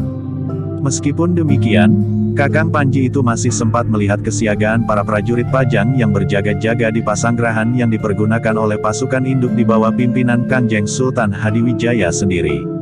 Penjagaan yang kuat, desis orang yang disebut Kakang Panji itu. Lalu, besok kau harus berkelahi melawan anak angkatmu sendiri, Karebet. Adalah salahmu, bahwa kamuktenmu kau habisi sampai batas umurmu. Kau tidak mensisakan untuk anak cucumu. Orang yang disebut Kakang Panji itu tersenyum. Namun ia pun kemudian melintas dengan cepat meninggalkan pasanggrahan pasukan induk itu menuju ke Kaliopak. Sejenak orang itu berhenti di atas tanggul, melekat pada sebatang pohon, sehingga seolah-olah tubuhnya merupakan bagian dari batang pohon itu sendiri. Sambil memandang beberapa perapian di pasanggrahan Raden Sutawijaya, orang itu bergumam kepada diri sendiri, satu garis pertahanan yang panjang. Tetapi apakah umbul-umbul, rontek panji-panji dan kelebet itu benar-benar menggambarkan kekuatan Mataram yang sebenarnya atau sekedar sebuah permainan yang bodoh? Seolah-olah orang-orang Pajang tidak akan dapat membedakan, satu bentangan pertahanan yang kuat atau sekedar garis tipis yang tidak berarti. Tetapi orang yang disebut Kakang Panji itu masih tetap berdiri di tempatnya. Dipandanginya daerah pertahanan Mataram yang membentang. Umbul-umbul, rontek dan kelebet yang bergerak disentuh angin malam yang dingin. Betapa tajamnya penglihatan orang yang disebut Kakang Panji itu. Ia melihat tebaran pertanda kebesaran itu dari ujung sampai ke ujung. Namun agaknya orang yang disebut Kakang Panji itu tidak percaya bahwa pertahanan Mataram sekuat pertanda kebesarannya yang menggetarkan itu. Gemercik air Kali Opa yang mengisi kesenyapan terdengar dalam irama yang ajak, terus-menerus tanpa berkeputusan. Sekali-sekali nampak air berkilat memantulkan cahaya bintang-bintang yang bergayutan di langit. Orang yang disebut Kakang Panji itu menarik nafas panjang. Kemudian diamatinya dengan tatapan matanya yang tajam, bebatuan yang bertebaran di Kali Opa. Tiba-tiba saja orang itu melenting turun dari tebing. Bagaikan tidak berjejak di tanah ia melintasi Kali Opa. Dalam waktu yang pendek, maka orang itu telah berdiri di barak tebing seberang. Sejenak ia berhenti. Dipergunakan pula telinganya yang tajam ternyata bahwa ia tidak mendengar sesuatu. Tidak ada pengawal Mataram yang nganglang dan lewat di atas tebing. Karena itu, maka ia pun kemudian bergeser 3 langkah mundur untuk mengambil ancang-ancang. Dengan satu loncatan yang ringan, maka orang itu telah berada di atas tebing sebelah barat Kali Opa. Sejenak orang yang disebut Kakang Panji itu berdiri diam di belakang sebuah gerumbul untuk meyakinkan, apakah tidak ada seorang pun yang akan melihatnya, apabila ia mendekati daerah pertahanan Mataram. Orang itu kemudian justru berjongkok ketika ia lamat-lamat mendengar dari arah utara beberapa orang yang berjalan menuju ke arahnya. Tetapi beberapa orang itu ternyata tidak melihatnya. Justru Kakang Panji itulah yang melihat 3 orang pengawal Mataram yang sedang bertugas berjaga-jaga. Ternyata penjagaan di daerah pertahanan Mataram cukup tertib, berkata orang itu di dalam hatinya. Namun ia masih tetap berada di tempatnya dan sama sekali tidak bergerak. Baru ketika ketiga orang pengawal itu menjauh, maka orang itu pun bangkit berdiri dan sekali lagi mengamati keadaan. Malam terasa sangat sepi, angin malam menjadi semakin lembut, dan dedaunan pun seolah-olah telah tertidur nyenyak pada tangkainya yang diam. Namun dalam pada itu, terasa sesuatu yang aneh pada orang yang disebut Kakang Panji. Telinganya yang tajam mendengar satu desir lembut. Tetapi ia merasa ragu, apakah getar yang lembut itu sentuhan kaki seseorang di rerumputan, atau sentuhan tubuh seekor binatang melata. Sejenak orang yang disebut Kakang Panji itu seakan-akan membeku. Dicobanya untuk semakin mempertajam pendengarannya, sehingga suara lembut itu terdengar semakin keras. Namun ia masih tetap tidak segera mengetahui, suara apakah yang didengarnya itu. Baru kemudian orang yang disebut Kakang Panji itu sadar, bahwa yang didengar itu benar-benar desir langkah seorang. Dekat di sebelahnya, tetapi sudah terlambat baginya untuk menghindar. Agaknya telah terjadi sesuatu di luar dugaannya. Menurut perhitungannya, tidak akan ada seorang pun yang akan dapat mengetahui, apa yang telah dilakukannya. Namun begitu cepat, ia dikejutkan oleh satu kenyataan sebelumlah sampai ke pertahanan yang sebenarnya dari orang-orang Mataram. Ketika orang yang disebut Kakang Panji itu bergeser, terdengar sapa lembut, "Selamat malam Kisanak." "Anak setan," geram orang yang disebut Kakang Panji. "Apa yang kau lakukan di sini?" bertanya suara itu. "Apa pedulimu?" sahut orang yang disebut Kakang Panji itu. "Aku merasa aneh, bahwa seseorang telah dengan diam-diam melintasi Kali Opa di malam begini. Apakah Kisanak tidak sabar menunggu sampai esok?" Suara orang itu berat dan terputus-putus. Orang yang disebut Kakang Panji itu bergeser semakin dekat kepada suara itu. Namun dalam pada itu ia masih sempat menutup wajahnya dengan ikat kepalanya. Sekali lagi orang itu terkejut. Tiba-tiba saja di hadapannya telah berdiri seseorang yang mengenakan baju lurik ketan ireng, berkain panjang ke lengan dan wajahnya disembunyikan di belakang ikat kepalanya. "Gila?" geram orang yang disebut Kakang Panji itu, "Kau tentu seorang yang luar biasa, bahwa kau dapat mengetahui aku berada di sini. Kau pun orang luar biasa. Kau dapat melalui beberapa orang pengawal prajurit Pajang tanpa diketahui, sementara para pengawal Mataram yang nganglang tidak melihat bagaimana kau menyeberang." Jawab orang yang menyapanya. "Siapa kau sebenarnya?" bertanya orang yang disebut Kakang Panji. "Kau aneh. Aku tidak tahu siapa kau. Kita sama-sama mempergunakan ikat kepala untuk menyembunyikan wajah. Dengan demikian, kita masing-masing tentu tidak akan mengaku siapa kita masing-masing sebenarnya. Tetapi agaknya kita sama-sama orang Pajang. Aku tidak melihat seseorang melintas dari barat Kali Opa. Yang aku lihat seseorang justru melintas ke barat. Karena itu, kesimpulanku, Kau adalah orang pajang seperti aku, jawab orang yang datang dengan tiba-tiba itu. Orang yang disebut Kakang Panji itu merasa heran. Ada juga orang pajang yang dapat melihatnya. Orang yang tentu berkemampuan tinggi. Apakah orang ini Kanjeng Sultan Hadiwijaya itu sendiri? Bertanya orang yang disebut Kakang Panji itu di dalam hatinya. Namun dalam pada itu, ia pun bertanya, Kisanak, jika kita memang sama-sama orang pajang, maka biarkan saja aku melakukan tugas yang dibebankan kepadaku. Aku akan melihat kelemahan orang-orang Mataram. Ah, apakah benar kau mendapat tugas yang demikian? Aku justru mendapat tugas sebaliknya. Aku harus mengawasi setiap orang pajang agar tidak terjadi sesuatu yang tidak dikehendaki. Jika seorang telah melakukan sesuatu di luar rencana yang telah disepakati, maka mungkin sekali akan dapat menimbulkan persoalan baru yang tidak dikehendaki, jawab orang yang datang kemudian. Ah, kau keliru Kisanak, jawab orang yang disebut Kakang Panji. Mungkin prajurit kebanyakan akan dapat dengan mudah diketahui dan karena itu menimbulkan persoalan yang dapat berkembang menjadi peristiwa yang tidak kita kehendaki. Tetapi aku adalah seorang petugas sandi yang sedang menjalankan tugas. Sudahlah, jawab orang yang menyusulnya, marilah kita kembali. Kita akan mentaati setiap perintah untuk tidak berbuat sendiri-sendiri. Kita adalah prajurit-prajurit yang terikat kepada satu pangeran yang tidak dapat kita lawan. Orang yang disebut Kakang Panji itu termangu-mangu. Namun kemudian katanya, silahkan Kisanak mendahului, aku akan segera menyusul. Ah, kenapa kita tidak bersama-sama saja? Kita hanya berdua. Aku kira, aku memerlukan seorang kawan untuk menyeberangi Kali Opak, jawab orang yang datang kemudian itu. Orang yang disebut Kakang Panji itu termangu-mangu.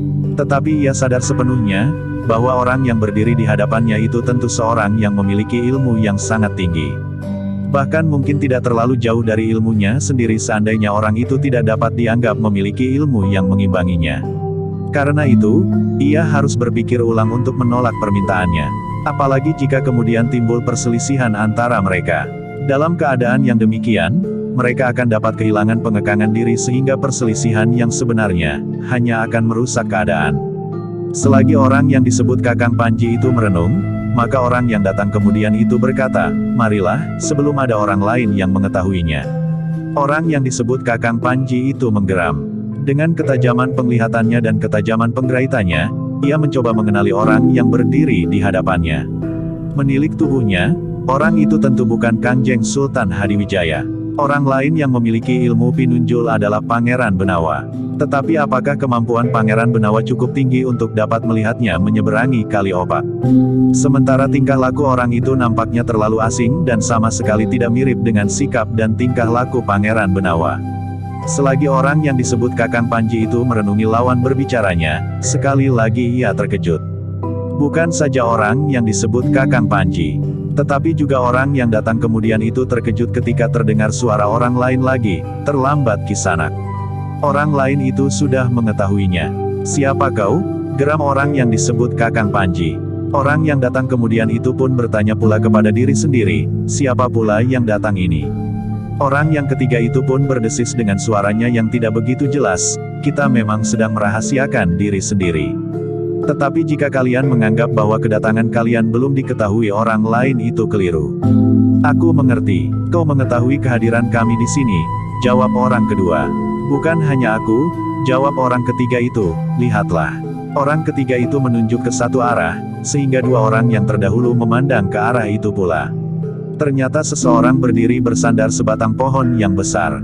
Hanya orang-orang yang mempunyai ketajaman penglihatan melampaui orang kebanyakan sajalah yang dapat melihat orang yang bersandar itu, karena seperti orang-orang lain di tempat itu, ia pun mengenakan pakaian dalam warna gelap, meskipun bukan lurik ketan ireng dan kain kelengan. Tetapi orang yang bersandar itu mengenakan pakaian hijau lumut yang gelap. Tetapi orang ketiga itu masih juga berkata sambil menunjuk ke arah yang lain pula, yang seorang berada di bayangan batu padas di tebing itu. Ketika semua berpaling, mereka memang melihat dalam bayangan yang kelam, seseorang dalam pakaian yang gelap seperti orang-orang lain, berdiri dengan tangan bersilang di dada. Sejenak ketegangan telah mencengkam jantung orang-orang yang berdiri di tempat itu. Bukan hanya seorang, dua orang. Tetapi kemudian ternyata ada 5 orang. Dalam pada itu, orang yang ketiga hadir di tempat itu berkata, menurut pengamatanku, kalian berdua adalah orang-orang pajang, sementara dua orang yang berdiri di bayangan batu padas dan bersandar pohon itu adalah orang Mataram. Agaknya kalian masing-masing telah salah hitung, seolah-olah tidak ada orang yang dapat menyamai kemampuan kalian masing-masing, termasuk aku sendiri. Aku mengira bahwa aku akan dapat dengan leluasa berkeliaran di sebelah timur dan sebelah barat tebing. Tetapi ada juga dua orang Pajang dan dua orang Mataram yang memiliki ilmu kinacek. Ilmu yang melampaui ilmu senapati yang paling baik. Aku merasa bahwa kehadiranku dapat dilihat oleh salah satu atau kedua orang yang tidak aku kenal itu, sementara kalian berdua baru sibuk berbicara tentang diri kalian. Orang-orang yang berdiri di dalam kegelapan dengan pakaian berwarna gelap itu menjadi tegang. Mereka masing-masing tidak dapat saling mengenal, meskipun mereka yakin, apabila mereka masing-masing membuka tutup wajah mereka, maka tentu akan terjadi sebaliknya. Apakah mereka itu orang Pajang atau orang Mataram? Karena baik Pajang maupun Mataram tidak banyak memiliki orang yang memiliki kemampuan yang mumpuni dan hampir sempurna. Karena itu, maka orang-orang yang berpakaian serba gelap itu saling mengekang diri. Mereka tidak dapat dengan tergesa-gesa mengambil sikap, karena mereka harus menjaga kemungkinan bahwa persoalan yang timbul akan dapat berkembang semakin luas dan dapat membuat segala rencana yang telah disusun oleh kedua belah pihak akan menjadi berhamburan. Kedua belah pihak tidak mau menanggung akibat buruk yang dapat terjadi di luar perhitungan itu. Dengan demikian, maka orang yang disebut Kakang Panji itu pun berkata, bahwa kita berkumpul di sini, adalah satu hal yang sama sekali tidak aku perhitungkan semula. Ternyata kita sama-sama salah hitung. Jika demikian, apakah itu berarti bahwa kau akan kembali ke tempatmu? Terdengar orang yang bersandar pohon itu bertanya. Iya, jawab orang yang disebut Kakang Panji, aku akan kembali. Aku sadar, bahwa usahaku tidak akan berhasil kali ini. Meskipun demikian, aku ingin memperingatkan kalian. Apakah kalian orang Pajang atau orang Mataram? Jangan halangi aku, karena dengan demikian, akan dapat timbul atau satu persoalan baru. Mungkin persoalan pribadi di antara kita. Silahkan Kisanak, desis orang yang bersandar pohon itu, aku tidak akan menghalangi. Bahkan dengan demikian, kau telah memberi kesempatan aku untuk dapat tidur nyenyak, karena esok kita akan turun ke medan. Orang yang disebut Kakang Panji itu menggeram. Bagaimanapun juga ia menjadi kecewa bahwa ia tidak dapat melakukan rencananya. Bukan saja kepada orang Mataram, tetapi orang Pajang sendiri telah menghalanginya. Bahkan orang yang ketiga hadir di tempat itu seolah-olah orang yang datang dari pihak lain. Bukan orang Pajang dan bukan pula orang Mataram. Sejenak orang yang disebut Kakang Panji itu termenung. Tiba-tiba saja timbul keinginannya untuk mengetahui, apakah orang-orang yang hadir itu benar-benar orang yang memiliki ilmu yang tinggi, atau justru hanya sekedar karena satu kebetulan. Jika ia tidak melihat dan mendengar kehadiran mereka, justru karena ia sedang terlibat dalam satu persoalan dengan orang pertama, yang mengaku juga orang Pajang. Tidak aneh, bahwa pembicaraannya dengan orang Pajang yang menyusulnya itu telah memanggil mereka untuk datang dengan diam. Dalam keraguan-raguan itu orang yang disebut Kakang Panji itu bergeser surut. Dipandanginya orang yang berdiri dengan kedua tangannya bersilang di bayangan batu padas. Aku akan membunuhnya, geram orang yang disebut Kakang Panji itu kepada diri sendiri. Orang Pajang itu dalam keadaan yang paling gawat tentu akan membantu aku, jika orang-orang Mataram itu benar-benar ingin menangkap aku. Tetapi jika ia tidak berbuat apa-apa, maka aku tentu akan dapat menghindarkan diri di medan yang rumit ini, asal aku memegang kesempatan pertama. Karena orang yang disebut Kakang Panji itu masih belum menentukan satu sikap, maka orang yang bersandar pohon itu bertanya, apalagi yang kau pikirkan Kisanak? Silahkan meninggalkan tempat ini. Jika yang seorang itu juga orang Pajang, aku pun ingin mempersilahkannya untuk menyeberang. Kita besok mempunyai kesempatan yang cukup untuk menunjukkan kemampuan kita di medan. Jika malam ini kita harus bertempur di sini, maka pertempuran esok tentu tidak akan menarik, karena para prajurit dan pengawal akan lebih senang terlibat langsung malam ini juga. Orang yang disebut Kakang Panji itu pun bergeser pula melangkah surut. Dipandanginya orang yang datang menyusulnya dan mengaku juga sebagai orang Pajang. Namun orang itu sempat berkata kepada orang yang bersandar pohon, baiklah Kisanak. Aku akan menyeberang. Besok kita ketemu di medan, meskipun yang akan aku hadapi mungkin bukan kau. Bagus, sahut orang yang ketiga datang di tempat itu, silahkan kalian kembali ke tempat kalian masing-masing. Masih ada waktu untuk tidur nyenyak. Orang itulah yang tiba-tiba telah meloncat meninggalkan tempat itu. Ternyata bahwa ia pun telah menuruni tebing dan hilang di balik gerumbul-gerumbul liar di tepian. Sesaat orang yang disebut Kakang Panji itu termangu-mangu. Dipandanginya sekali lagi orang yang berdiri di bayangan batu padas. Kemudian diamatinya tempat di sekitarnya. Sebatang pohon raksasa, beberapa buah batu besar yang tersebar dan batu-batu padas yang beronggok di tepian. Satu keadaan yang menguntungkan, berkata orang itu di dalam hatinya, aku akan dapat lolos meskipun orang-orang itu akan mengejar aku. Mereka tentu tidak akan berani menyeberang. Seandainya orang yang mengaku orang Pajang itu kemudian terlambat bertindak dan menjadi sasaran kemarahan orang Mataram itu, adalah karena nasibnya yang sangat buruk. Bahkan karena satu kebodohan yang tidak termaafkan. Menurut perhitungan orang yang disebut Kakang Panji itu, yang tinggal adalah 2 orang Pajang dan 2 orang Mataram, sehingga kekuatan mereka tentu seimbang. Setidak-tidaknya hampir seimbang sehingga banyak kemungkinan yang dapat ditempuh. Oleh pikiran itu, maka ia pun segera mempersiapkan diri. Sasaran yang lebih baik baginya adalah orang yang berdiri di bayangan batu padas itu. Ia tidak perlu bersikap jantan dan menantangnya bertempur beradu dada. Tetapi ia ingin langsung menyerang dan membunuhnya, tanpa peringatan apapun juga. Apa yang kau pikirkan? Bertanya orang yang bersandar pohon itu, bukankah lebih baik kalian segera meninggalkan tempat ini? Baiklah, jawab orang yang disebut Kakang Panji, aku akan kembali ke seberang timur. Sampai bertemu esok di Medan. Mungkin esok aku akan mendapat kesempatan membunuhmu di Medan, meskipun aku tidak tahu siapa kau sebenarnya sekarang ini. Tetapi aku dapat menduga, bahwa kau tentu salah seorang senapati besar dari Mataram. Orang yang bersandar pohon itu tidak menjawab. Diamatinya saja orang Pajang itu mulai bergeser, sementara yang lain pun telah melangkah pula ke tebing. Namun terjadilah hal yang tidak terduga-duga itu. Dengan satu gerak yang tidak kasat mata, maka orang itu telah menyerang orang yang berada di bayangan batu padas. Demikian cepatnya sehingga tidak seorang pun dapat mencegahnya. Apalagi serangan itu dilontarkan oleh seorang yang memiliki ilmu pinunjul. Meskipun orang itu tidak menyentuhnya, tetapi dari kedua telapak tangan orang yang disebut Kakang Panji yang menghentak dengan lambaran ilmunya yang gegirisi itu telah terlontar serangan yang sangat berbahaya. Dari kedua telapak tangan itu seakan-akan telah meluncur asap yang bercahaya dengan kecepatan tatit yang menyambar di langit, menghantam orang yang masih berdiri sambil menyilangkan tangannya di dada. Sejenak kemudian terdengar suara gemuruh. Batu-batu padasnya telah berguguran, sementara tebing bagaikan bergetar. Orang-orang yang menyaksikan serangan itu terkejut. Orang yang bersandar pohon dan orang yang mengaku orang Pajang itu pun bergeser setapak. Namun untuk sekejap mereka bagaikan membeku di tempatnya menyaksikan serangan yang tiba-tiba itu. Namun sejenak kemudian, semuanya sudah terlambat bertindak. Orang yang disebut Kakang Panji Iyu telah hilang.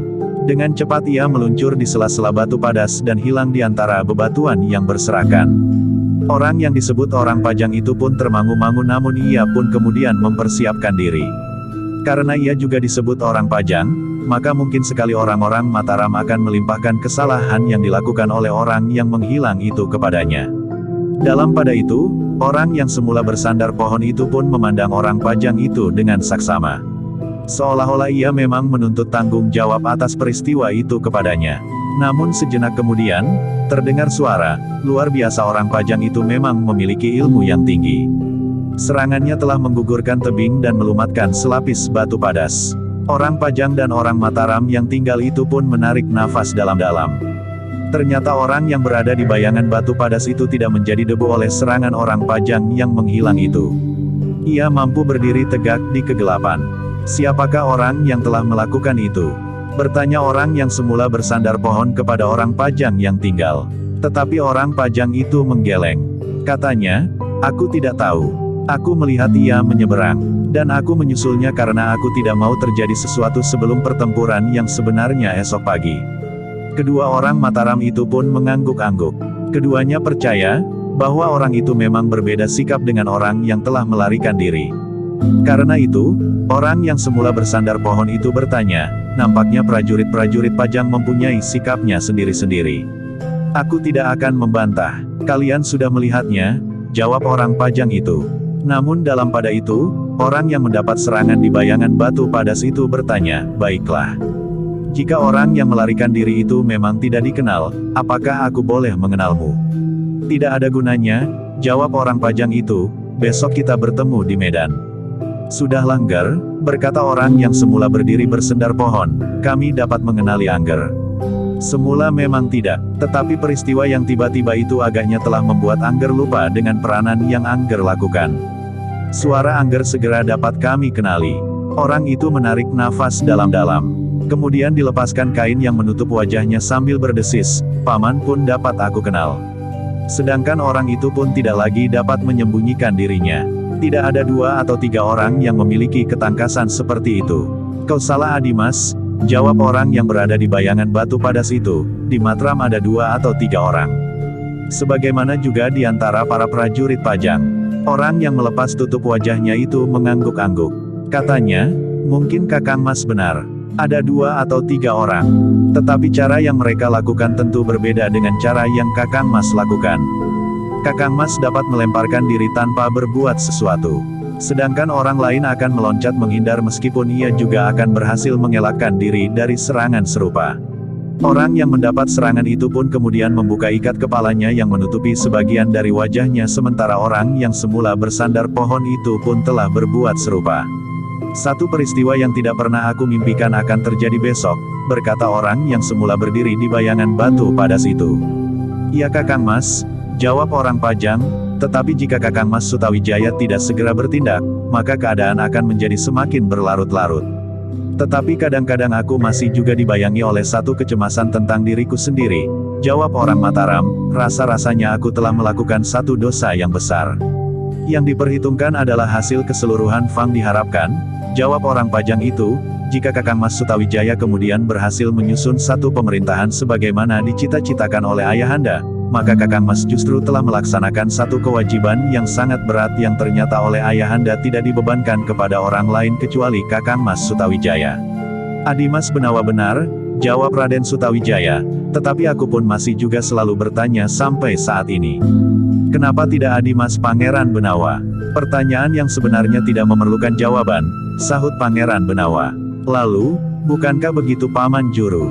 Kita memang mempunyai sikap yang kadang-kadang sulit untuk dimengerti orang lain, jawab orang yang semula bersandar pohon. Tetapi yang penting, bahwa masa depan Mataram adalah kelanjutan cita-cita pajang yang belum sempat diwujudkan. Siapapun juga akan memegang pimpinan pemerintahan. Dalam hal ini adalah Kakang Mas Senapati Inggalaga, desis Pangeran Benawa. Kemudian katanya, sudahlah Kakang Mas. Aku akan kembali ke Pesanggerahan. Mungkin ayahanda memanggilku. Silahkan Adimas. Besok pasukan Pajang dan Mataram akan benar-benar bertempur, jawab Sutawijaya. Hati-hatilah dengan ujung-ujung pasukan. Orang-orang yang tamak itu berada di sayap, berkata Pangeran Benawa.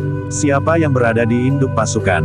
Bertanya Ki Juru. Ayahanda, aku dan Adipati Tuban. Di belakang kami adalah Adimas Adipati Demak. Tetapi semuanya akan terkendali, ayahanda masih mempunyai wibawa cukup untuk mengendalikan mereka, jawab Pangeran Benawa.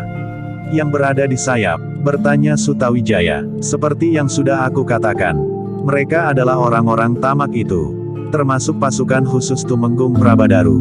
Tetapi bukankah Kakang Mas mempunyai cukup pasukan untuk menghadapi mereka? Raden Sutawijaya mengangguk-angguk. Katanya, aku akan berusaha untuk mengimbangi kekuatan di sayap-sayap pasukan. Pasukanku yang hanya sedikit memang berada di sayap. Selamat malam, berkata Pangeran Benawa kemudian, aku akan kembali.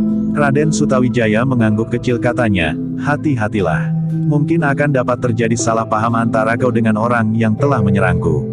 Tetapi aku pun tidak perlu cemas, karena Adimas adalah seorang yang memiliki ilmu hampir sempurna. Apa yang aku ketahui, pasti Kakang Mas sudah mengetahuinya. Tetapi sebaliknya apa yang Kakang Mas ketahui belum tentu aku ketahui, jawab Pangeran Benawa. Raden Sutawijaya tersenyum. Katanya kemudian, selamat malam. Aku pun ingin beristirahat. Pangeran Benawa pun kemudian menutup lagi wajahnya dengan ikat kepalanya. Kemudian ia pun meloncat ke dalam gelap dan hilang di bayangan dedaunan. Sementara itu, Raden Sutawijaya berdiri tegak mengamati langkah Pangeran Benawa sampai ia tidak dapat melihatnya lagi. Anak yang aneh, desis Raden Sutawijaya. Tidak seorang pun yang tahu, bagaimanakah sikap pangeran itu sebenarnya, berkata Ki Juru, tetapi bagaimanapun juga, ia adalah seseorang yang memiliki ilmu yang sangat tinggi. Aku menyadari Paman, jawab Raden Sutawijaya. Kemudian, kekecewaan yang mencengkam jantungnya, ternyata tidak dapat disembuhkannya meskipun ia sudah berusaha. Ki Juru mengangguk-angguk, namun kemudian katanya, tetapi yang seorang, yang telah menyerang Raden itu pun tentu orang yang memiliki ilmu yang tinggi. Ia dapat menyerang Raden dari jarak yang tidak terlalu dekat. Seolah-olah dari telapak tangannya telah memancar cahaya yang dapat menggugurkan batu-batu padas. Raden Sutawijaya mengangguk-angguk katanya, tentu bukan orang kebanyakan. Menilik sikap Adimas Benawa, orang itu tentu bukan kadang yang dekat atau orang yang mudah dikenal. Ternyata bahwa Adimas Benawa tidak dapat mengenalinya. Ki Juru menarik nafas dalam-dalam. Katanya, mungkin Pangeran Benawa memang tidak kenal. Tetapi mungkin ia memang tidak mau mengatakan, siapakah orang itu sebenarnya. Tetapi mereka saling tidak mengenal paman, jawab Raden Sutawijaya.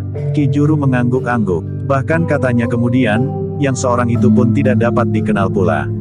Nampaknya ia justru orang yang memiliki kelebihan yang paling tinggi. Orang itu langsung dapat mengetahui bahwa kami juga menunggui apa yang tengah terjadi antara kedua orang pajang itu. Raden Sutawijaya mengangguk-angguk. Katanya, Adimas pun tidak menyebutnya sama sekali.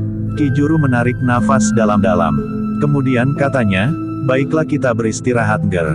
Kerja kita masih banyak. Raden Sutawijaya mengangguk. Sambil melangkah ia berkata, marilah. Kita masih mempunyai waktu. Keduanya pun kemudian meninggalkan tempat itu. Namun tiba-tiba langkah mereka terhenti. Dalam kegelapan mereka melihat sesosok bayangan yang berdiri termangu-mangu. Sejenak Raden Sutawijaya dan Ki Juru berhenti mematung. Namun kemudian terdengar Raden Sutawijaya berdesis, Agung Sedayu. Agung Sedayu mengangguk kecil sambil menjawab, maaf Raden, bahwa aku telah melihat apa yang terjadi. Bukan maksudku melakukan hal-hal yang bukan menjadi tugasku.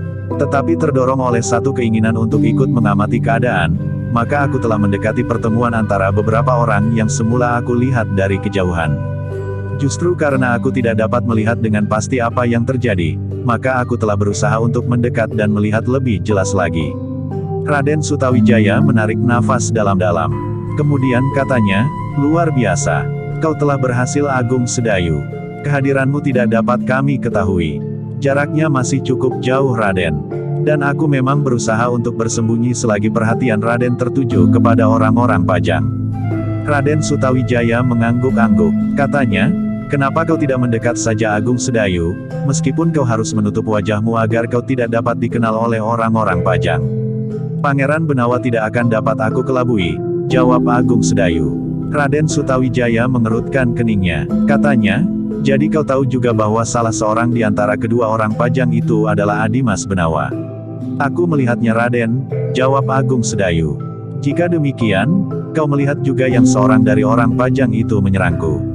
Bertanya Raden Sutawijaya. Agung Sedayu termangu-mangu. Namun ia pun kemudian mengangguk sambil menjawab, ya Raden. Aku melihat, tetapi aku belum tahu, siapakah orang yang diserang itu. Baru kemudian aku tahu, bahwa ternyata orang itu adalah Raden. Sedangkan kedua orang yang lain adalah Ki Juru dan Pangeran Benawa. Sementara itu, mengingat kedudukanku, aku tidak berani bertindak apapun juga, karena dengan demikian jika terjadi salah langkah, maka aku telah melakukan satu langkah yang dapat menyeretku ke dalam satu keadaan yang gawat. Raden Sutawijaya menarik nafas dalam-dalam. Namun dengan demikian mereka dapat mengetahui, bahwa ternyata Agung Sedayu memiliki ilmu yang pantas diperhitungkan. Ternyata aku tidak salah hitung untuk menempatkannya di sayap yang berbeda dari kedudukanku sendiri, sehingga dengan demikian ia akan dapat mengimbangi sayap di sebelah lain, berkata Raden Sutawijaya di dalam hatinya. Dalam pada itu, maka Ki Juru pun kemudian berkata, baiklah, marilah kita kembali ke tempat kita masing-masing. Kita masih mempunyai sedikit waktu untuk istirahat. Beristirahatlah Agung Sedayu, sambung Raden Sutawijaya, besok kita akan benar-benar mengerahkan segenap kemampuan dan tenaga. Kita akan benar-benar berada dalam satu pertempuran yang sengit. Kita tidak sekedar bermain-main Agung Sedayu, tambah Ki Juru.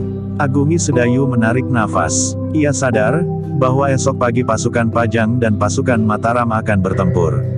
Titik berat pertempuran akan berada di kedua sayap pasukan, karena justru di induk pasukan Pajang Kanjeng Sultan Hadiwijaya akan tetap memegang kendali. Karena itu, maka Agung Sedayu pun kemudian berkata, baiklah. Aku mohon diri. Sejenak kemudian maka Agung Sedayu pun telah meninggalkan tempat itu. Seperti saat ia datang, maka ketika ia melangkah pergi, maka Raden Sutawijaya dan Ki Juru pun mengangguk-angguk kecil. Ia sudah dapat menguasai getaran dari dalam dirinya. Ia mampu meredam bunyi, bisik Raden Sutawijaya. Ki Juru mengangguk-angguk. Sebenarnya lah Agung Sedayu masih mengeterapkan ilmunya meredam suara yang timbul dari sentuhan tubuhnya dan pernafasannya. Bukan maksudnya untuk menyombongkan diri. Namun dalam ketegangan itu, ia tidak sempat mengamati dirinya sendiri, sehingga ilmunya itu masih diterapkannya. Baru kemudian, ketika ia menyadarinya, ia merasa menyesal sekali. Seolah-olah ia dengan sengaja telah memamerkan ilmunya itu kepada Raden Sutawijaya dan Ki Juru, yang sebenarnya memiliki ilmu yang lebih tinggi lagi. Aku lupa menanggalkan ilmu itu, katanya di dalam hati. Tetapi hal itu sudah terlanjur dilakukannya. Betapapun juga ia menyesal, maka yang sudah terjadi itu tidak akan dapat dihapusnya lagi. Mudah-mudahan Raden Sutawijaya dan Ki Juru tidak memperhatikannya, atau mereka mengerti, bahwa dalam ketegangan perasaan, aku lupa melepaskannya, berkata Agung Sedayu kepada diri sendiri, untuk menenangkan hatinya yang gelisah. Dalam pada itu, Raden Sutawijaya dan Ki Juru pun kemudian meninggalkan tempat itu. Sebelum berpisah, Raden Sutawijaya berkata, ternyata ada orang pinunjul di pasukan Pajang selain Adimas Benawa. Orang itu tentu orang yang kasar dan licik. Ia telah menyerangku dengan tiba-tiba. Untunglah Agung Sedayu melihatnya, sehingga ia akan berhati-hati menghadapinya apabila orang itu esok berada di sayap yang akan berhadapan dengan sayap Agung Sedayu.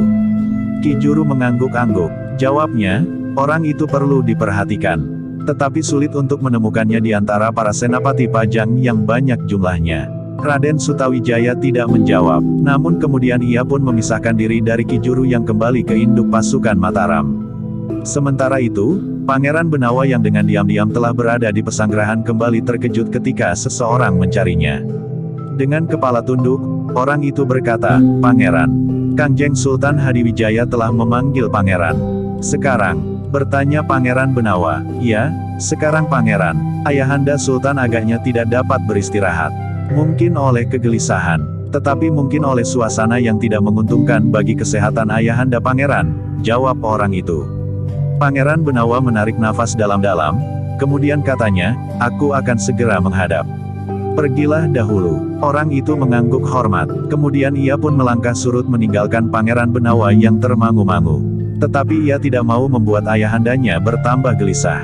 Jika kesehatannya menjadi semakin buruk, maka ayahanda Pangeran Benawa itu memerlukan perhatian khusus, justru pada saat pasukan Pajang dan Mataram sudah siap untuk bertempur. Jika ayahandanya tidak dapat mengekang kekuatan di induk pasukan, maka pasukan Mataram akan cepat menjadi hancur, terutama di induk pasukannya. Karena itu, maka Pangeran Benawa pun segera membenahi pakaiannya. Dengan tergesa-gesa ia telah menyusul orang yang telah diutus oleh ayahandanya untuk memanggilnya. Ketika ia sampai di bilik pesanggerahan ayahandanya, maka dilihatnya ayahandanya duduk di bibir pembaringannya. Wajahnya nampak tidak terlalu suram, sehingga kesannya ayahandanya justru menjadi bertambah baik keadaan kesehatannya. "Duduklah di sini Benawa," panggil Kanjeng Sultan. Pangeran Benawa ragu-ragu, tetapi ayahandanya memintanya untuk duduk di sebelahnya. "Aku akan berbicara sedikit," desis Kanjeng Sultan. Pangeran Benawa tidak dapat menolak. Ia pun kemudian duduk di sisi ayahandanya. "Apakah kau gagal mengetahui siapa yang telah menyerang Senapati Inggalaga?" bertanya Kanjeng Sultan. Pertanyaan itu mengejutkan Pangeran Benawa. Dengan kerut di dahinya ia bertanya, "Dari mana ayahanda mengetahuinya?" Kanjeng Sultan sama sekali tidak menjawab. Bahkan ia berkata, orang itu memang memiliki ilmu yang tinggi. Ia berhasil lolos dari 3 orang yang mumpuni. "Kau, Senapati Inggalaga dan Ki Juru Martani. Tetapi soalnya, karena kalian terkejut melihat serangan yang tidak jantan sama sekali itu, sehingga orang itu sempat melarikan diri." Pangeran Benawa menarik nafas dalam-dalam. Ia tidak perlu bertanya lagi. Dengan demikian jelas baginya, bahwa orang yang datang sesudahnya dan menunjukkan kedua orang Mataram yang ada di sekitarnya tentu ayahandanya Kanjeng Sultan Hadiwijaya. Karena itu katanya, "Ayahanda, aku memang gagal mengetahui siapa orang itu. Tetapi apakah ayahanda dapat mengetahuinya? Aku juga tidak berhasil, justru karena aku semula tidak begitu menaruh perhatian atasnya ketika ia menyatakan kesediaannya untuk kembali. Aku sadar, bahwa orang itu pun tentu memiliki ilmu yang tinggi. Jika terjadi benturan kekerasan, meskipun seandainya kita berhasil menguasainya, namun keadaan itu tentu memancing keributan yang dapat mengacaukan semua rencana.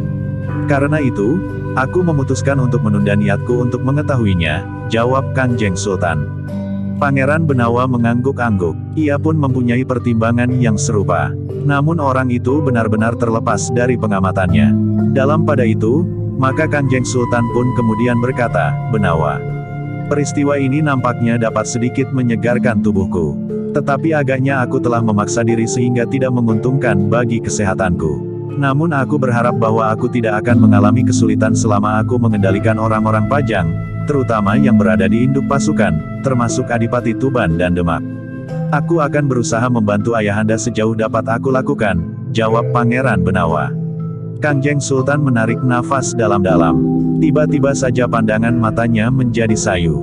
Dengan suara sendat ia berkata, Benawa, ada sesuatu yang melonjak di dalam hatiku mendengar kesediaanmu. Aku gembira sekali, tetapi juga menyesal. Kenapa kau tidak mengatakan hal itu jauh sebelum peristiwa seperti ini terjadi? Jika demikian, mungkin perjalanan sejarah Demak yang kemudian beringsut ke Pajang akan menjadi berbeda. Pangeran Benawa menarik nafas dalam-dalam. Namun ia hanya dapat menundukkan kepalanya. Sudahlah, berkata Kangjeng Sultan, kembalilah kepada pasukanmu. Kau adalah senapati pengapit, esok pagi beristirahatlah. Aku kira orang yang menyeberang ke tebing barat itu tidak akan mengulangi usahanya setelah ia mengetahui bahwa di seberang ada juga orang-orang yang berkemampuan tinggi. Di seberang, Agung Sedayu berjalan menyusuri tebing kembali ke tempatnya dengan hati-hati. Ia tidak ingin mengganggu orang-orang yang sedang beristirahat. Namun langkahnya tertegun ketika ia melihat dua orang sedang menegurnya. Guru, desis Agung Sedayu yang melihat Kiai Gringsing dan Ki Waskita berdiri di dekat sebuah gerumbul. Aku melihat kau mendekati orang-orang yang sedang menyamar diri itu, berkata Kiai Gringsing. Aku hanya ingin tahu saja guru, jawab Agung Sedayu. Ketika aku melihat kau mendekat, aku justru menahan diri untuk tidak menyaksikan apa yang terjadi, agar tidak membuat suasana bertambah ribut, berkata Ki Waskita. Guru mengikuti aku, bertanya Agung Sedayu. Tidak, hanya secara kebetulan aku melihat kau mendekati mereka yang sedang berada di tebing. Aku tidak mendengar langkahmu dan juga tarikan nafasmu. Jika tidak secara kebetulan, aku kira aku tidak akan melihatmu, berkata Kiai Gringsing. Ah, desa Agung Sedayu, tentu bukan begitu. Aku gurumu, jawab Kiai Gringsing, jika aku mengatakannya, tentu bukan sekedar basa-basi. Kau tahu itu, semuanya kami lihat secara kebetulan. Kami berdua memang berada di tebing waktu itu. Secara kebetulan kami melihat sesosok bayangan. Selanjutnya, kami berdua berusaha untuk mengikutinya. Tetapi kemudian kami telah mendengar suara orang bercakap-cakap. Tentu tidak hanya seorang, sehingga kami tidak berusaha untuk lebih dekat lagi sebelum kami tahu pasti apa yang terjadi. Sementara itu, kami bersembunyi di dalam gerumbul di dalam semak-semak. Pada saat itulah, kami melihat kau lewat. Agaknya perhatianmu sepenuhnya kau tujukan kepada orang-orang di tebing itu, sehingga kau tidak melihat kami berdua. Agung Sedayu menarik nafas dalam-dalam. Katanya, tentu saja aku tidak dapat melihat guru berdua dengan Ki Waskita. Tentu guru dan Ki Waskita pun mempunyai kemampuan untuk menghindarkan diri dari pengamatan orang yang tidak dikehendaki. Tetapi seperti gurumu, aku melihat ilmumu memang sudah semakin meningkat Agung Sedayu. Jika kami yang tua-tua ini memuji, jangan kau sangka kami sekedar ingin memuji, berkata Ki Waskita. Sudah lama aku mengikuti, bahwa kau memiliki ilmu peredam bunyi. Tetapi ternyata bahwa ilmumu sudah terlalu jauh dari yang aku duga, tambah Kiai Gringsing. Agung Sedayu menarik nafas dalam-dalam. Katanya, terima kasih guru. Sekarang, perkenankanlah aku beristirahat. Kami pun ingin beristirahat pula sebelum ayam jantan berkokok yang terakhir kalinya. Karena pada saat itu, kami harus sudah bersiap di dalam barisan, sahut Kiai Gringsing. Ketiganya kemudian pergi ke tempat masing-masing. Mereka masih ingin beristirahat barang sebentar, agar tubuh mereka menjadi semakin segar. Dalam pada itu, malam pun menjadi semakin sepi. Yang terdengar adalah langkah-langkah beberapa orang prajurit yang meronda, mengamati lingkungan masing-masing. Namun sebenarnya lah mereka tidak mampu mengamati beberapa orang baik dari Pajang maupun dari Mataram yang dengan sengaja ingin menyusup di antara pengamatan mereka. Tetapi orang yang disebut Kakang Panji itu mengumpat-umpat sambil berbaring di sebelah seorang kepercayaannya, sehingga orang yang masih belum sempat tidur itu berkata, "Kakang Panji, jangan mengumpati aku. Dungu, aku tidak mengumpati kau, aku mengumpati orang-orang yang berhasil melihat kedatanganku di sebelah barat Kaliopak," geram orang yang disebut Kakang Panji. "Sudahlah, bukankah mereka tidak berhasil mengenali Kakang?" bertanya kawannya. "Tidak, bahkan aku dapat menyerang seorang di antara orang-orang Mataram itu," jawab Kakang Panji. "Orang itu berhasil kau bunuh?" bertanya kawannya. "Menurut perhitunganku, orang itu akan mati.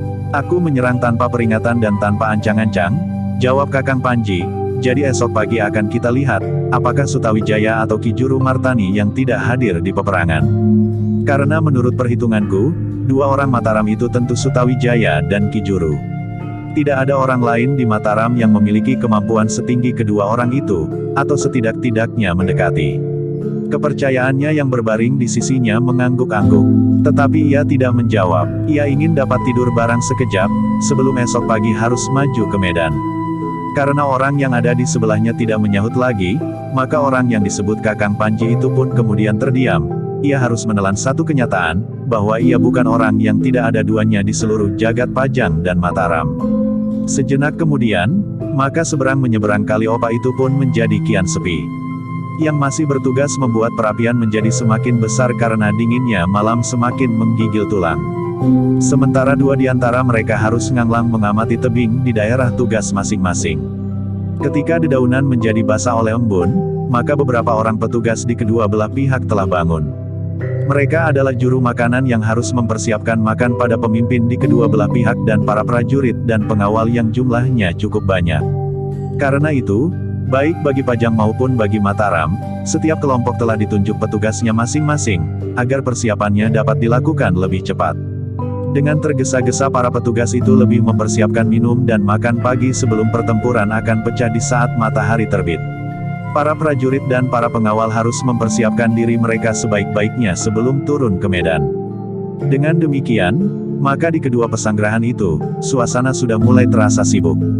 Pada saat yang demikian, maka para petugas yang meronda pun sempat untuk tidur sejenak, kecuali beberapa orang yang telah sempat tidur di belahan pertama malam yang terasa terlalu gelisah itu. Namun dalam pada itu, ketika bintang-bintang sudah mulai menjadi redup, maka pesanggerahan pasukan Pajang pun mulai digetarkan oleh suara sangkakala. Disusul oleh suara bende dan genderang yang menggegelar membelah sepinya sisa malam. Para prajurit Pajang yang masih tidur nyenyak itu pun segera terbangun. Dengan cepat mereka membenahi diri. Sebagaimana sepasukan prajurit terlatih, maka dalam waktu yang singkat, mereka telah siap untuk bertempur. Tetapi mereka pun menyadari, bahwa langit masih belum terang benar. Karena itu, maka mereka pun masih mempunyai kesempatan menunggu sejenak, sementara para petugas mulai mengantar minuman dan makanan. Para prajurit itu pun kemudian makan sekenyang-kenyangnya. Mereka tidak tahu, apakah perang itu akan cepat dapat diselesaikan, atau sampai saatnya matahari terbenam mereka masih belum berhasil memecahkan pertahanan Mataram, sehingga di malam mendatang, mereka harus menarik diri kembali ke Pasanggerahan dan turun lagi ke medan di hari berikutnya. Dalam pada itu, suara sangkakala, genderang dan bende dari pasukan Pajang itu pun telah membangunkan para pengawal, anak-anak muda dan orang-orang yang berada di pasukan Mataram. Bahkan beberapa orang di antara mereka pun telah melepaskan panah-panah sendaren melambung ke atas sehingga terdengar siulan nyaring di udara susul-menyusul. Tetapi panah-panah sendaren itu tidak saja terbang di atas pasukan Mataram dari ujung sayap kanan sampai ke ujung sayap kiri. Tetapi beberapa anak panah telah melesat jauh keluar dari pasukan dan bersambung ke arah utara.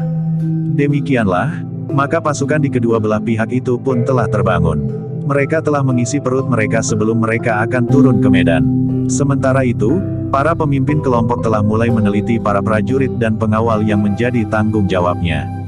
Di induk pasukan Kangjeng Sultan telah bersiap pula. Para pengawal pribadinya yang khusus pun telah siap di muka rumah yang dipergunakan oleh Kangjeng Sultan sebagai pasanggerahan, sedang seorang serati telah mempersiapkan gajah yang akan dipergunakan Kangjeng Sultan maju ke medan. Dengan jantung yang berdebar-debar kedua belah pihak telah menunggu matahari terbit di ujung timur. Sementara mereka mendapat kesempatan untuk beristirahat setelah mereka mengisi perut mereka dengan sekenyang-kenyangnya. Namun dalam kegelisahan, Orang-orang yang berada di pasukan kedua belah pihak itu pun tidak lagi dapat berdiri diam. Tetapi rasa-rasanya kaki dan tangan mereka sudah siap untuk mulai dengan sebuah pertempuran yang besar dan menggetarkan. Dalam pada itu, maka sekali lagi terdengar pekik sangkakala dan getar suara genderang. Satu pertanda bahwa saatnya telah tiba bagi pasukan Pajang untuk mulai dengan sebuah pertempuran yang mendebarkan. Dalam pada itu, maka Mataram pun telah mengimbanginya pula. Suara genderang pun telah membelah suasana yang dicengkam oleh ketegangan. Pasukan di kedua belah pihak pun telah bersiap, para senapati yang akan memimpin pasukannya masing-masing menjadi sibuk mengatur barisannya menyesuaikan dengan tugas yang telah dibebankan kepada mereka masing-masing. Sejenak kemudian, maka pasukan di kedua belah pihak pun telah bersiap. Di induk pasukan Pajang, Kangjeng Sultan Hadiwijaya yang telah bersiap dengan menyelipkan pusakanya yang tidak terpisah daripadanya. Sebilah keris yang disebutnya dengan Kangjeng Kiai Krubuk.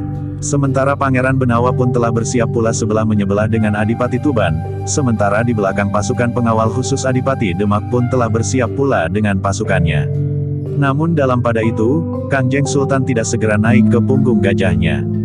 Dengan wajah yang berkerut dipandanginya tebing Kaliopa, sementara pasukan Mataram telah mulai bergerak mendekati tebing. Kangjeng Sultan itu menarik nafas dalam-dalam.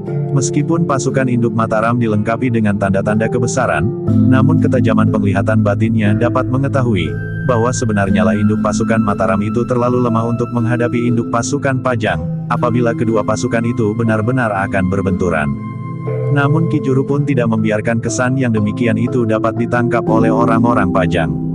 Karena itu, maka ia pun telah berusaha untuk membuat kesan yang lain.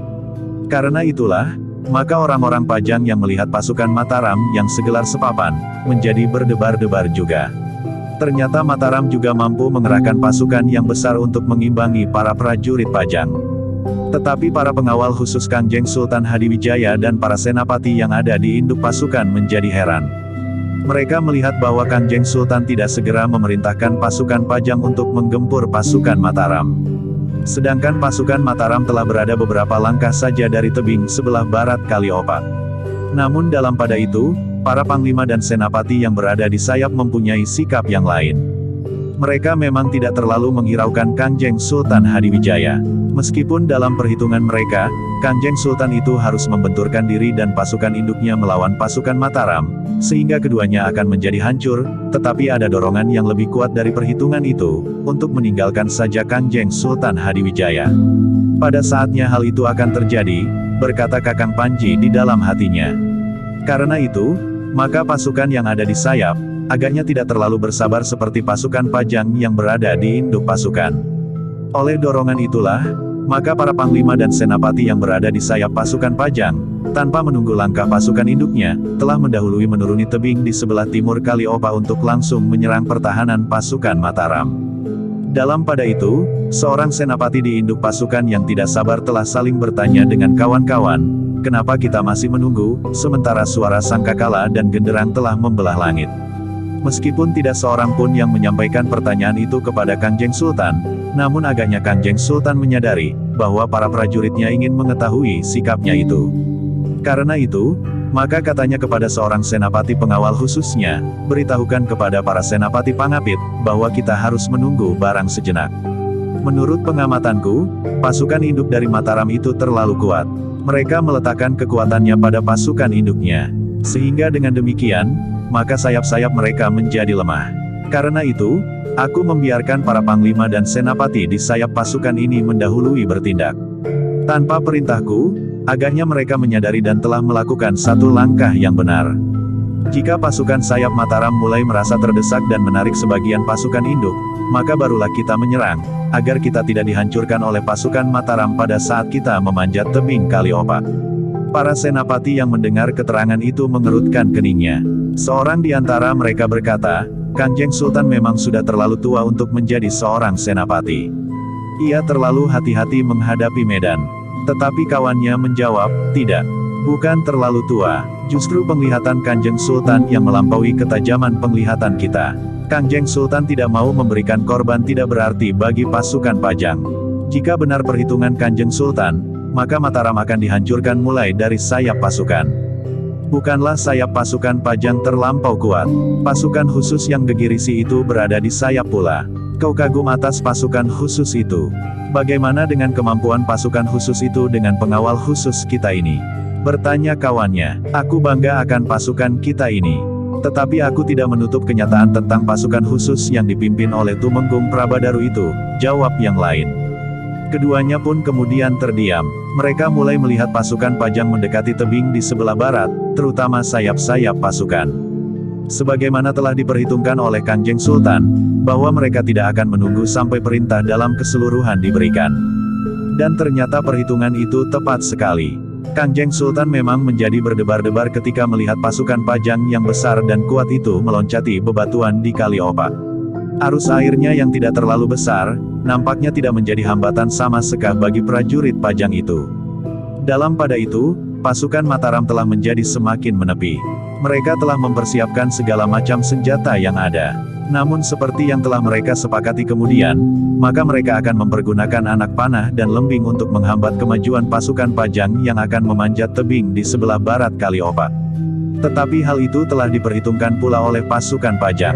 Mereka telah menempatkan pasukan berperisai di bagian terdepan dari pasukan Pajang untuk melindungi pasukan itu dari patukan anak panah yang akan menghujani pasukan Pajang. Namun dalam pada itu, panah Sendaren yang melesat keluar dari daerah pertahanan Mataram telah menyebabkan isyarat bersambung. Panah Sendaren yang jatuh di satu padukuhan telah disambung oleh beberapa orang petugas di padukuhan itu dengan melontarkan panah Sendaren. Sambung bersambung. Ternyata isyarat itu telah menggerakkan beberapa orang pengawal yang berada di dua buah bendungan yang terletak di jalur Kali Opak itu pada jarak yang tidak terlalu jauh. Dengan serta-merta maka orang-orang itu telah memecahkan masing-masing sebuah bendungan yang telah membuat kedung dan waduk untuk menyimpan air bagi musim kering. Dengan demikian, maka waduk dan kedung itu pun telah melemparkan airnya ke Kali Opak, sehingga menumbuhkan banjir. Limpahan air kedung yang berada di bagian atas telah mendorong air di waduk yang berada di bagian bawah, sehingga ketika bendungan di bagian bawah itu pun pecah, maka telah terjadi banjir. Banjir itulah yang tidak diperhitungkan oleh pasukan Pajang. Sementara itu, para prajurit Pajang telah merayap mendekati tebing sebelah barat. Sedangkan pasukan Mataram telah mulai melontarkan anak panah dari busur-busur mereka, dan lembing-lembing yang mereka lontarkan dengan sepenuh tenaga. Tetapi para prajurit Pajang telah mempersiapkan perisai untuk melawan anak panah dan lembing itu sehingga mereka masih tetap merangkak maju. Yang sudah sampai ke tebing, telah berusaha untuk memanjat sambil melindungi diri mereka dengan perisainya. Tetapi tidak mudah untuk menembus pertahanan orang-orang Mataram. Di sebelah sayap terdapat pasukan khusus yang telah ditempa di tanah perdikan menoreh, sedangkan di sayap yang lain adalah para prajurit Pajang termasuk orang-orang terpilih yang dipimpin oleh Sabung Sari. Karena itu, ketika orang-orang Pajang berusaha merangkak naik, maka pertempuran sebenarnya telah mulai. Namun dalam pada itu, para sepapati dari kedua belah pihak masih belum melibatkan diri langsung dalam pertempuran itu. Mereka masih harus mengawasi keseluruhan dari pasukannya dalam hubungannya dengan pasukan yang sama-sama berdiri di satu pihak, maupun pasukan lawan. Dalam pada itu, ketika pertempuran di bibir tebing sebelah barat itu menjadi semakin sengit, maka terjadilah banjir yang tidak diduga sebelumnya. Ujung banjir yang bagaikan kepala seekor naga dengan ekornya yang berwarna coklat kehitam-hitaman menjalar dengan kecepatan yang mendebarkan. Satu dua orang prajurit Pajang telah mulai mencapai tanggul. Beberapa orang kawan mereka pun sempat menyusul, meloncat naik. Tetapi ada pula di antara mereka yang gagal karena ujung lembing lawan telah melemparkannya kembali ke tepian, sementara kaki-kaki kawan sendiri tidak lagi sempat menghindari tubuhnya yang tergelincir jatuh. Namun dalam pada itu, terdengarlah suara titir yang menggetarkan. Siara titir itu juga tidak diperhitungkan oleh orang-orang Pajang. Beberapa orang di bagian atas Kali Opak, yang tidak langsung melihat benturan kekuatan antara Pajang dan Mataram, telah dikejutkan pula oleh banjir yang tiba-tiba. Satu hal yang sangat aneh menurut pengertian mereka, tidak ada mendung yang tergantung di langit, di atas Prambanan, maupun di atas Gunung Merapi. Tidak ada hujan dan angin yang kencang. Namun tiba-tiba saja banjir yang besar telah datang melanda bebatuan. Karena itulah, tanpa berpikir panjang mereka telah memukul kentongan dalam nada titir. Sambung bersambung.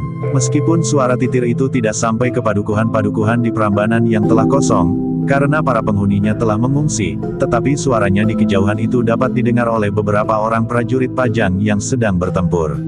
Agaknya suara titir itu telah menarik perhatian. Apalagi ketika seorang senapati berusaha untuk meyakinkan pendengarannya dengan meloncat ke atas sebongkah batu padas. Bersambung ke jilid 164.